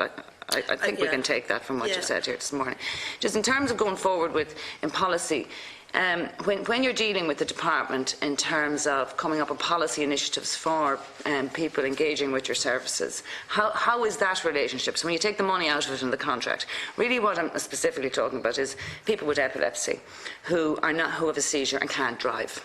I know you've been in contact with me about this in the past, and that they don't get a travel pass, and often, especially in rural Ireland, you might have people taking a risk driving a car because they cannot go to work, they cannot operate their tractor or whatever if they have a seizure, and I have concerns there as a medical professional. When you go to the department with something like that, where people with epilepsy have a long-term illness card, so they get their medication for free. How are those sort of initiatives responded to? So when you leave the money and the contract, your expertise, how does the department and the HSE engage with you? Or are you just dismissed? I suppose, well, in a lot of cases, like that kind of contact would be in the form of kind of formal submissions or written submissions, which obviously are part of a bigger process. Specifically on the issue of free travel, which is a sort of a campaign we've fought over a number of years, going back maybe 10 plus years at this stage. And a couple of years ago, about a year and a half ago, we met with the Minister, Minister McGrath, on this issue, and he found it to be very much a fair issue that people who were essentially stopped from driving by the state should be in some shape or form compensated by the state. And in the public interest as well. Yeah, absolutely. Yeah. Oh, no, I should say, of course. I mean, if somebody has active seizures, it goes without saying that, like that isn't the issue. The issue is that it would certainly make sense, in terms of people's independence and in terms of people's ability to, function economically, that they would automatically qualify for the free travel scheme upon a diagnosis of epilepsy, or for as long as they can't drive because of seizures. So the Minister was very enthusiastic about the idea, and a number of weeks later we were put in touch with officials within the department, and every single aspect of our plan would have been hit back to us. Again, maybe 6 or 7 different reasons why this couldn't happen. So it can't be too many people, though. Like, it can't be a no, we'd massive amount estimated of probably people. around 5,000 people in total. We'd estimated the cost. The cost was not seen. I can't remember the exact numbers off the top of my head, but the cost of extending the free travel scheme to approximately 5,000 additional people was not a particularly significant one. But certainly at that time, it's gone into hibernation for some time, based on some of the feedback that we got from the department, who I suppose didn't take the issue particularly seriously at the time. But it is something we're hoping to come back to you. And as I was saying, we were in touch with you only recently about hoping to speak to you about that. I suppose in terms of people's outcomes and their engagement with the workforce, and people who maybe are diagnosed in their teens and then they go to university, like, it would be so useful to them if they're not met with that barrier. It's very, very difficult to explain to an 18-year-old lad with epilepsy that he can't drive. It's just very, very difficult. Perhaps arising out of this morning's meeting, the Health Committee could write to the Minister and remind the Minister of the correspondence, because if it is only, not only, but if it is 5,000 people, and if there is a public good, and it is recognition of what you have worked towards, I think as a committee it will be helpful. There's a maximum of 5,000. There's a lot of people. Just don't want to. There will be a lot of people who would already qualify for free travel through other schemes, etc. So certainly we'd be more than happy to, very short talking, we'd be more than happy to share it with all the members of the committee. That's helpful, and we will get that letter to the Thank you very much. Thank you. Senator Swanick, thank you. Thank you, Chair, and thank you all for coming in. And I agree with everything what Deputy O'Connell said there. And sometimes, as somebody who's working on the ground, I'd often wonder if that 5,000 is an accurate number, with the greatest respect, because people would obviously maybe underreport or diminish their symptoms to keep, I know lots of young fellas, well, not lots of young lads, but I know certain patients who might nearly be afraid to say that they've had a seizure, because their livelihood depends on maybe driving, or and maybe working with farm machinery or whatever, especially in a rural setting. But I think there's a lot of disjointed thinking when it comes to this whole sector, and especially when it comes to the funding model and primary care. And I've always said like that it's not really about the primary care building, it's about the activity that happens within it, and the connectiveness between primary care, the GP, the neurology services, and yourselves. And I also think that your service is not being valued to the degree that it should be. And I think from a neurology point of view, that you're nearly treated as an add-on service, if you know what I mean. And my doctor colleagues will give out to me for saying this, but sometimes you have to just say what it is. Like, and it doesn't. You don't carry the weight that you deserve. and that upsets me. And sometimes, you know, there might be a perceived weakness with regards to or a passiveness, I suppose is a word I'm looking for, in the medical profession with regards to the service that you guys provide, and that upsets me. And I think doctors need to do more, and the medical profession needs to do more to value the role that you guys play on a day-to-day basis with regards to people who suffer from epilepsy. And as Joanne said earlier on, you said there's a tapestry of opportunity, and I think you hit the nail on the head there. And the only way where we're going to achieve things, in my opinion, is to speak about what you guys do with positivity, and use a lot of positive language, and to engage. There's lots of disjointed thinking when it comes to health, and everyone seems to work in their own little box, be it me as a GP, or be it the epilepsy nurse that I ring every now and then in UCSG, or be it you guys, or be it the neurologist. And I think that needs to, we need to break down those sort of barriers, and not concentrate so much on the, as I said, the infrastructure of primary care. But I think you guys need to be funded properly. There has to be a proper funding model, and more communication. And certainly from my point of view, I think with regards to primary care meetings in the community, we used to have a lot of primary care meetings a number of years ago, and they've gone, you know what I mean? And I think for yourselves to maybe present more frequently, to bring it home to the clinicians in the community, would be a good thing. Thank you for coming. Thank you very much.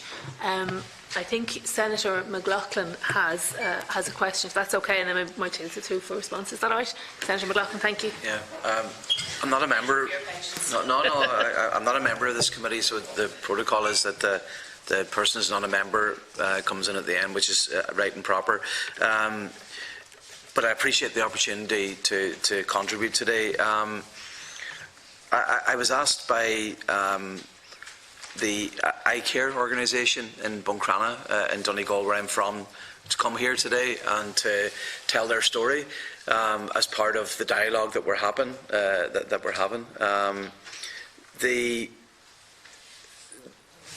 The issues with the HSE are often referred to as silos, you know, that they're operating in silos, they don't talk to each other, don't communicate. And it appears to me that the HSE wish to extend that approach to the community and voluntary sector, and they wish to have the same lack of professionalism and joint-up approach to yourselves. And that's why the recommendations in the independent review group are welcome, particularly 8.1, 2, 3 and 4, the list of essential services. You know, this is absolutely critical that we define in partnership with the community and voluntary sector what are essential services. Then you get into the mapping of where they are. Then you get into the charter, which is, you know, a framework, and then of course the forum, and it's been referred to today, and it's absolutely essential that they're implemented. Absolutely. I mean, you know, it's self-evident that those things have to be done. But as you say, February was welcomed by the Minister, and here we are now. So it's critical that, I mean, anybody who lives across the state understands that if it isn't for the community and voluntary sector, then people in their community will be left behind. People with disabilities, elderly people, young people, all sectors will be left behind if it isn't for the community and voluntary sector. But I want to tell the story of iCare today. iCare was established 18 years ago in my hometown of Buncrana. It's a groundbreaking organisation working with schools and working with the local community for children with autism, the spectrum of autism. And the service has grown and grown and grown with no money whatsoever from the state for all of those years. They teamed together last year with Blue Stack Special Needs Foundation from South Donegal, who have been in existence for 17 years, again with no funding from the state. Both organisations, one on the top of Donegal, one on the south, providing absolutely essential services and respite and support to children with disabilities in both areas, with no state funding whatsoever. They came together and put in a professional application with the organisation Extern under the Ability Programme for funding. It should have been an absolute no-brainer, and they were turned down. So they said enough is enough, and they put together a map of disability services. And sadly, I'm sorry to be somewhat parochial about this, but it is a reality where I'm from in Donegal. If you have a map from Dublin to Galway, and you draw this line, if you look at the services above that line, in so many respects, they're absolutely appalling. Out of sight, out of mind mentality. So they decided they were going to do something about it, and they stood up and they found their voice. And what happened then was huge political pressure followed from just the physical manifestation of the map, where you could just see the absolute discrimination and failure that was there. And both organisations received I think it was around €35,000 for the first time, a breakthrough, we thought. The HSE put the money and found it somehow. Then we get into the beginning of this year, 2019, and again the money was found, €35,000. But what they need, and this is the one organisation, Blue Stack, need 150,000. This has been costed by the HSE just to keep the basic services going, 150,000 per annum. iCare, 100,000 per annum. What has been happening is that the parents who already are carers, who are under ferocious pressure, are having to do fundraisers after fundraisers after and they're totally exhausted. They're dead on their feet. They were about to close the door of both organisations, which would have been a disaster for those communities. They got 1/3 of what they asked for, and in case of Blue Stack, about 1/4 of what they asked for. Recently I found out, and I'm really angry, angry about this. We thought, as we met with the Minister for Health and the Minister for Disability last year, we thought the government had intervened and sorted this out. It wasn't. It was the HSE, under political pressure, that found money from somewhere. God knows somebody else must have lost out to find and solve the problem. So in other words, it wasn't resolved by the Department of Health or the HSE at national level. It was a local solution to a local problem. Nobody's listening in senior echelons of the HSE. Nobody's listening in the Department of Health. This is about respect. This is about the democratisation of how we spend our money. I always say to disability groups and community groups, particularly disability groups, that if you were to knock every door in your community and ask, how would you like your tax euro to be spent? Who would say we don't want it to be spent on disability organisations? Who would say that we don't want it to be spent on young people with disabilities so they can have dignity, so they can achieve their potential in life? Yet it doesn't happen. Why? Because we have a silo organisation called the HSE that tries to replicate that approach to the community voluntary sector. So this is about respect. And I've sat here to have this opportunity today, and I really appreciate this opportunity from this committee to give me this opportunity in this platform on the record to say that this Catherine Day report has to be implemented. We have to get beyond the approach that has been there. I finish with these words again. I repeat this point. If you talk to the citizens out there and you say to them, how much value do you put on the community and voluntary organisations in your community, particularly those organisations working with people with disabilities, they would be absolutely demanding that those organisations receive the resources they need, because they're saving money in this state, supporting carers and families, giving respite to people who are heroes, everyday heroes. So I would urge this committee today to put as much pressure on the Minister for Health to ensure that this review is fully implemented and the HSE treat these organisations with respect, with partnership and in a democratic fashion, using the resources of the state to deliver resources to people who need it the most.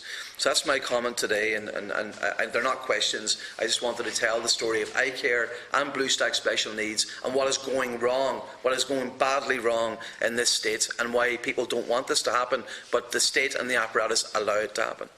Thank you, Senator McLaughlin. And I think that the depth of feeling that the Senator has expressed is one that you will find that is common across both of the houses, because when we are in our constituencies and when we are in our advice clinics, we are the people who are saying, well, look, there is some support there. It's not, you know. So what I want to do is I'm going to invite each of our speakers and each of the groups, maybe just the three of you, one for each, if you could, to just make some concluding remarks, if that would be okay, and we'll close off the session then, if I can. So, Mr. Cooper, do you want to?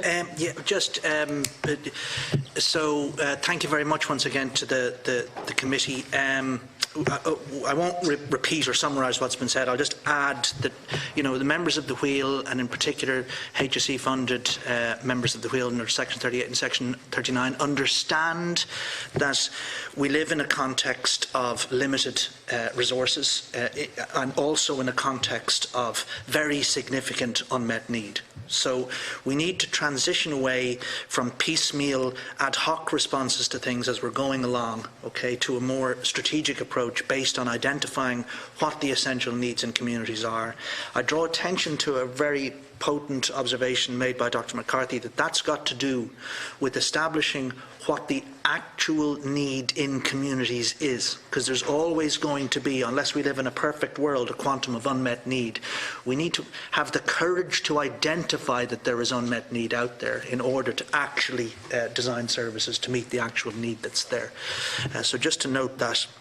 And we need then, and the sector is enthusiastic about the opportunity presented by the IRG report and the Sláinte Care context to take and work in partnership, and hopefully be invited to work in partnership with the department and with the HSE in relation to understanding the need that's there and playing our part in delivering a more effective, because it's not completely effective, clearly, a much more effective service and advocacy role as well for voluntary organisations and the people they support. Thank you, Mr. Cooper.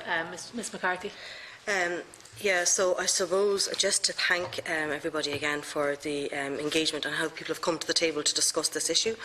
I suppose I'm probably going to pick up a little bit on something that Senator Burke, maybe Senator Dolan, and I think Senator you'll hear it. I think that one of the biggest challenges we have that we're going to face is taking the IRG report down off the shelf. It's already gathering dust, okay, and that is our biggest threat. The IRG is essential for delivering Sláinte Care, okay, so where we can pull at the heartstrings around the value of these organisations. We could have 20 people with disabilities up here telling you the level of need that they're not getting for PA, so core essential community services that they're not getting, and it's not being recorded, that level of need. But at the end of the day, we have to ensure that this committee is walking away and understanding how important it is to ensure that you get that SIG, the report down off the shelf, and that it's stitched into Sláinte Care. And then equally part of that is that it's not just used to deliver or to respond to existing deficits. I am not saying that there's not deficits out there. We heard that last time on the 19th, and we've heard it today. There are existing deficits just to deliver the existing quantum of service. But what it really needs to do, it needs to reshape our understanding of what it is that's a real valuable community service, a real valuable disability service to people with disabilities. That's looking at how do we expand the role of community services, and how do we make them link with primary and with acute services in a seamless way, so that the person with a disability who has that horrendous diagnosis of whatever condition, it can be confident that the resources are going to be there to support them and their family through the process. So I suppose my parting comment is you have done to acknowledge the work you have done as a committee highlighting this, and to hope and to encourage you to make sure that you push forward to actually take it down off the shelf and to get the forum established, the charter agreed, and a way of truly beginning to sketch out the list of essential services. Thank you, Ms. McCarthy. And the final word to Mr. Murphy. Well, just to thank the committee for both of the sessions that you've held on this issue, and indeed your enthusiasm for hopefully seeing this through. In terms of the IRG report, I think my colleagues here have highlighted the importance of the forum getting set up and indeed the development of a charter, but just also to leave you with the message that there are urgent, practical, day-to-day.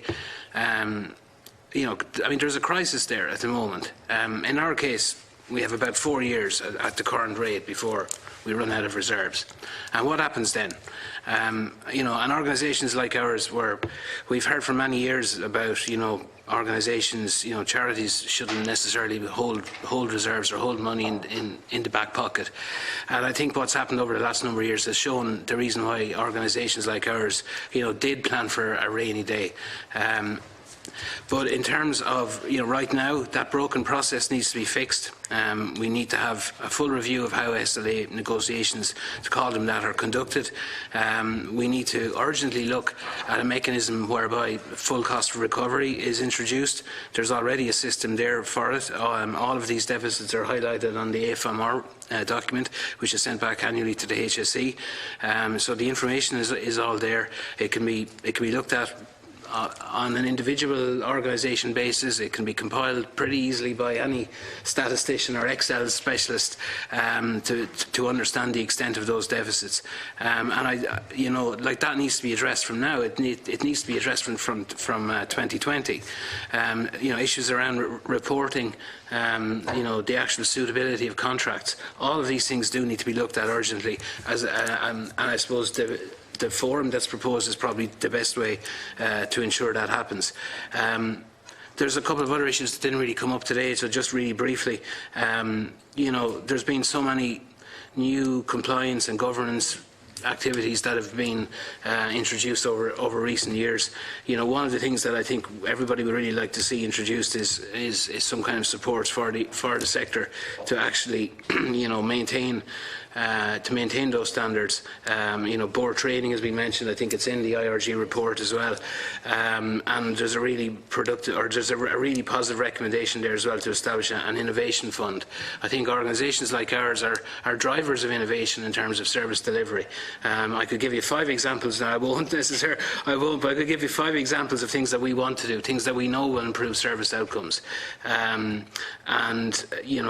I think that would be an extremely well-subscribed scheme if it was set up. There'd be a lot of good projects there from the community voluntary sector. Thank you, Mr. Murphy.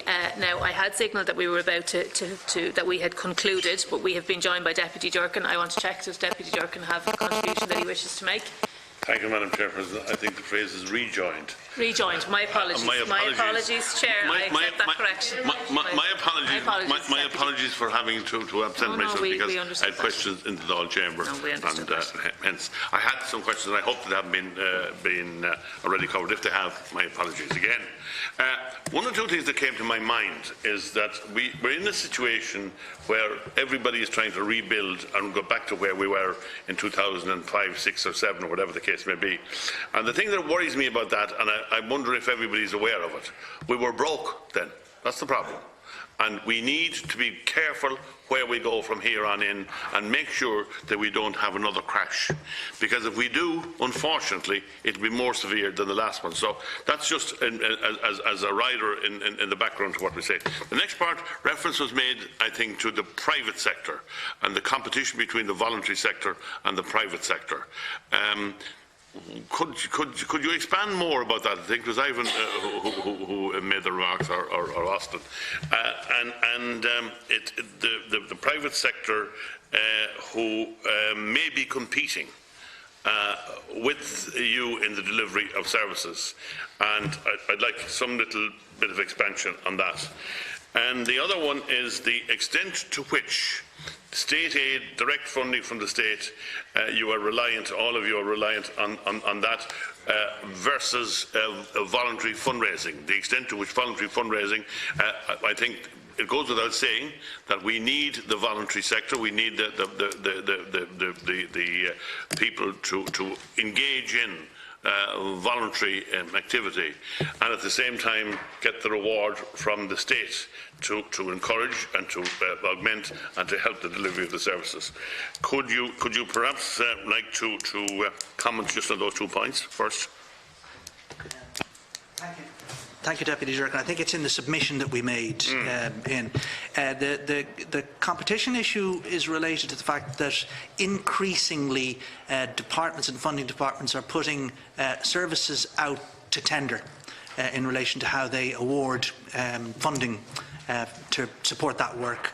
So there are a number of cases in the community and voluntary sector where services that were traditionally delivered by community and voluntary organisations at local level over decades were put out to tender, and contracts are awarded then to private firms to deliver those services. So the funding is lost to the public benefit community, if you will. Yeah. Okay? The assets move from the public sector and into the private sector. And organisations then that are funded to deliver those services in the community and voluntary sector, if they receive funding, they have to sign a very detailed service level agreement and service contract that's highly specific with regard to what the organisations can and cannot do with the resources, whereas private sector firms are simply awarded a commercial contract that's much more straightforward in relation to how it operates. So the playing field is considered to be uneven in relation to how that system operates, and that it disadvantages community and voluntary organisations from taking part, and also risks the assets and the volunteerism and the community connectedness that community and voluntary organisations bring to services. All that is lost if services are awarded to private firms to deliver contracts. And the capacity in those communities into the future, if, for example, a private firm decides that it's not interested in renewing a contract at some point into the future, the capacity of the community to continue to ensure that a service is available locally is removed from it. So there's a whole series of kind of strategic questions that we really need to consider before a wholesale kind of a rush is undertaken to putting everything up for competitive tendering without adequate consideration of the long-run consequences of that for communities. Are you allowed to tender, or are you excluded from that tendering process? Community and voluntary organisations can tender if they choose to tender, yeah. And do you tender? Some of them do. Because now you're tendering against the private sector. Correct. And you're in situ in delivering services already, and you have experience in that area, and would appear to me to be better positioned to deliver the service. Yeah. So the question I'm asking there is, how can you be beaten in a tender? Scale. Organisations, locally based community organisations can't bring the same kind of economies of scale to services, okay? But what they can do, there's a price then potentially paid in relation to services offered in local communities, because voluntary organisations will go the extra mile, they'll respond to need, they'll go and raise additional resources to provide the necessary service. All of that will be brought to bear, whereas the private firm will operate strictly within the resources that it's secured through the contract. It's certainly not going to be out fundraising to bring additional resources to bear in relation to the service. Yes, but there's a question that needs to be answered there somewhere along the way. The fact that you're in situ and that you're specialising in the delivery of the services, it would appear to me that the private tenderer shouldn't be able to get into the marketplace at all.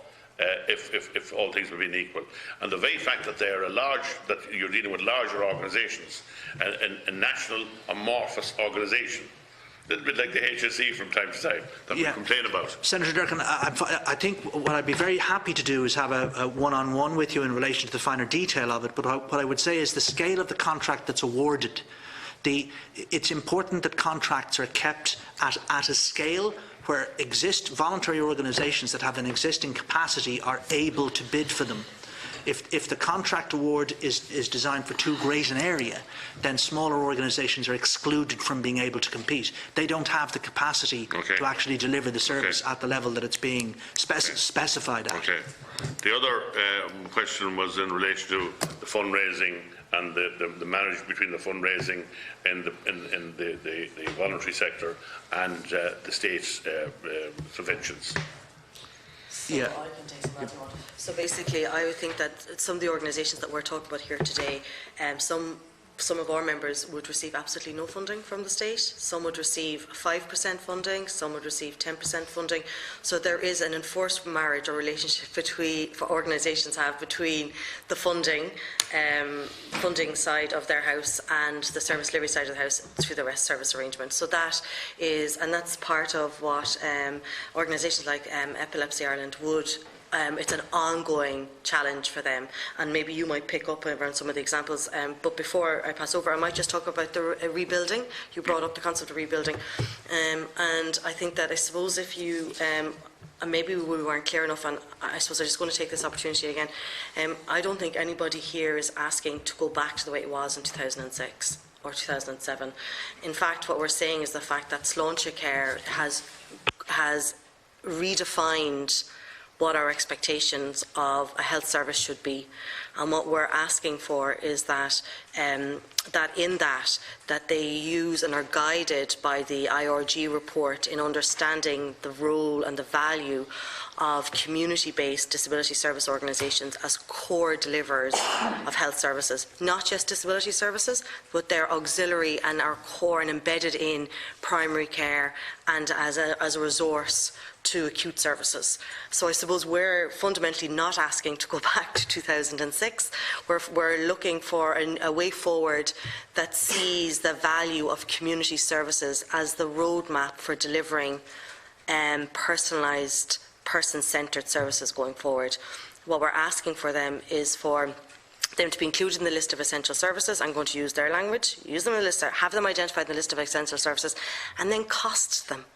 And cost them appropriately, and then be honest about what the state is willing to fund, so that we all know what's the quantum. And then finally, to use demographics, we know, for example, that there's about 400 families with motor neurons. I'm going to use an example because I was just going through some stuff about them recently, and I've said it already. Any one time, there's about 400 families. They can't tell you the name of that family, and they can't tell you the geographical region, but they can tell you they'll support about 400 families at any one time. They'll tell you the percentage of those that will be at end care and the percentage of those that will be at early diagnosis and everything in between. So they can plan demographically in there. How do we bring that into the system so that the community services, that the resources are there to support community services to be responsive, because that's what these organisations are really good at, to being responsive, to listening to what it is that people with disabilities and their families want, and for developing appropriate services at the appropriate time to support them in their own homes and their communities. And I suppose that's where we're looking to go. I don't know, Peter, do you want to pick up on the point to do with? Sure. Well, just I suppose just on the aspect around fundraising, I suppose it is important to bear in mind that the services that are provided under the HSE agreements are not the only things that most organisations are actually involved in terms of activities. And I think I said earlier that in our own case we would. Over the last 10 years, we've invested over €1 million in epilepsy research in Ireland. We do a lot of fundraising around that. We would, apply our fundraised income to other things like public awareness and public education activities. We would also, as we said earlier, have a particular advocacy role that isn't necessarily funded by the HSE. So there's a lot of other activities, and of course there's your ongoing, your operational costs, your administration, your governance costs that. I suppose in some ways understandably, like nobody really wants to pay for that, but it has to be paid for. So fundraising though is supplementing what is, or at least is given the picture of being an actual contract for services.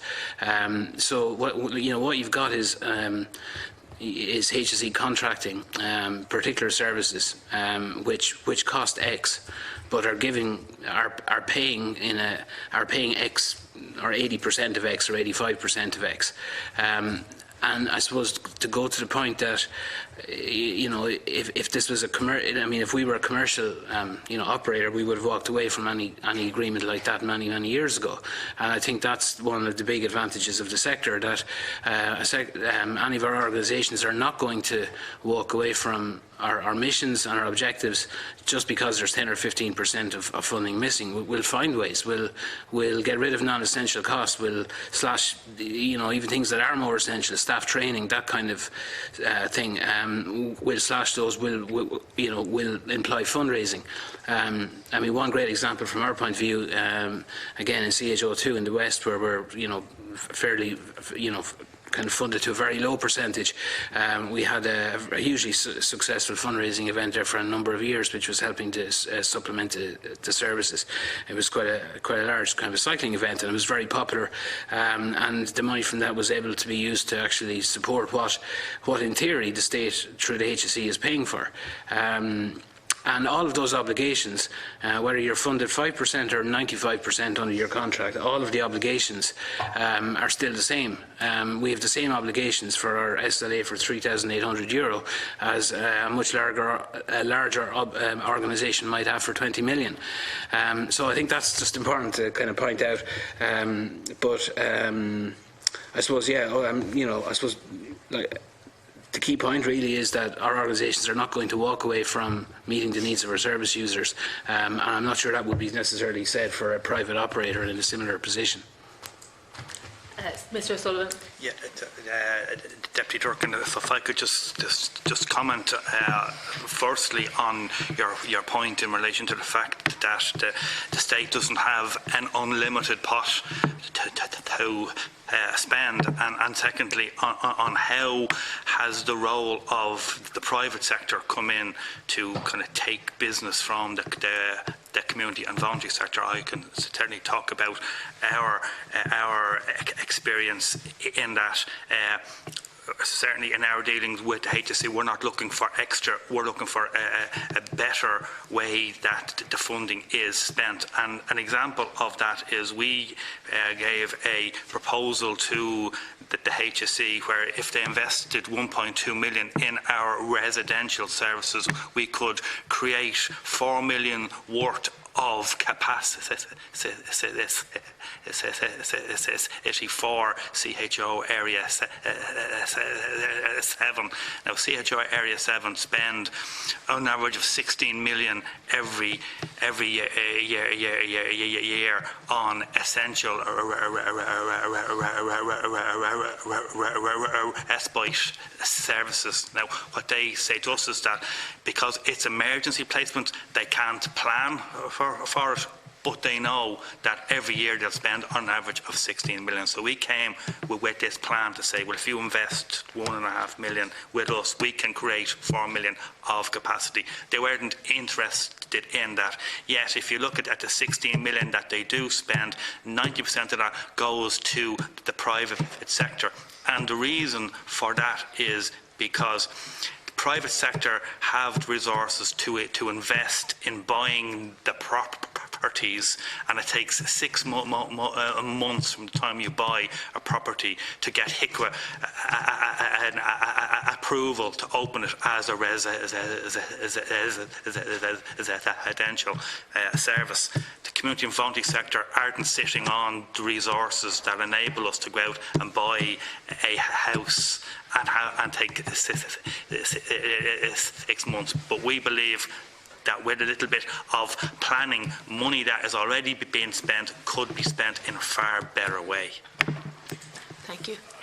Madam Chairperson, I think that's an interesting answer. Something we should come back to again. I think that there's a competition there. And I think we had more or less agreed that we would that this was an issue we were going to pursue as a committee. So, in conclusion, I do want to thank Mr. Cooper, Mr. O'Sullivan, Ms. McCarthy, Mr. Lee, Mr. Murphy, and Ms. Jones. But apart from just reading it off the sheet as well, I do want to thank you most sincerely, not just for your attendance here today, but also for the work that you do.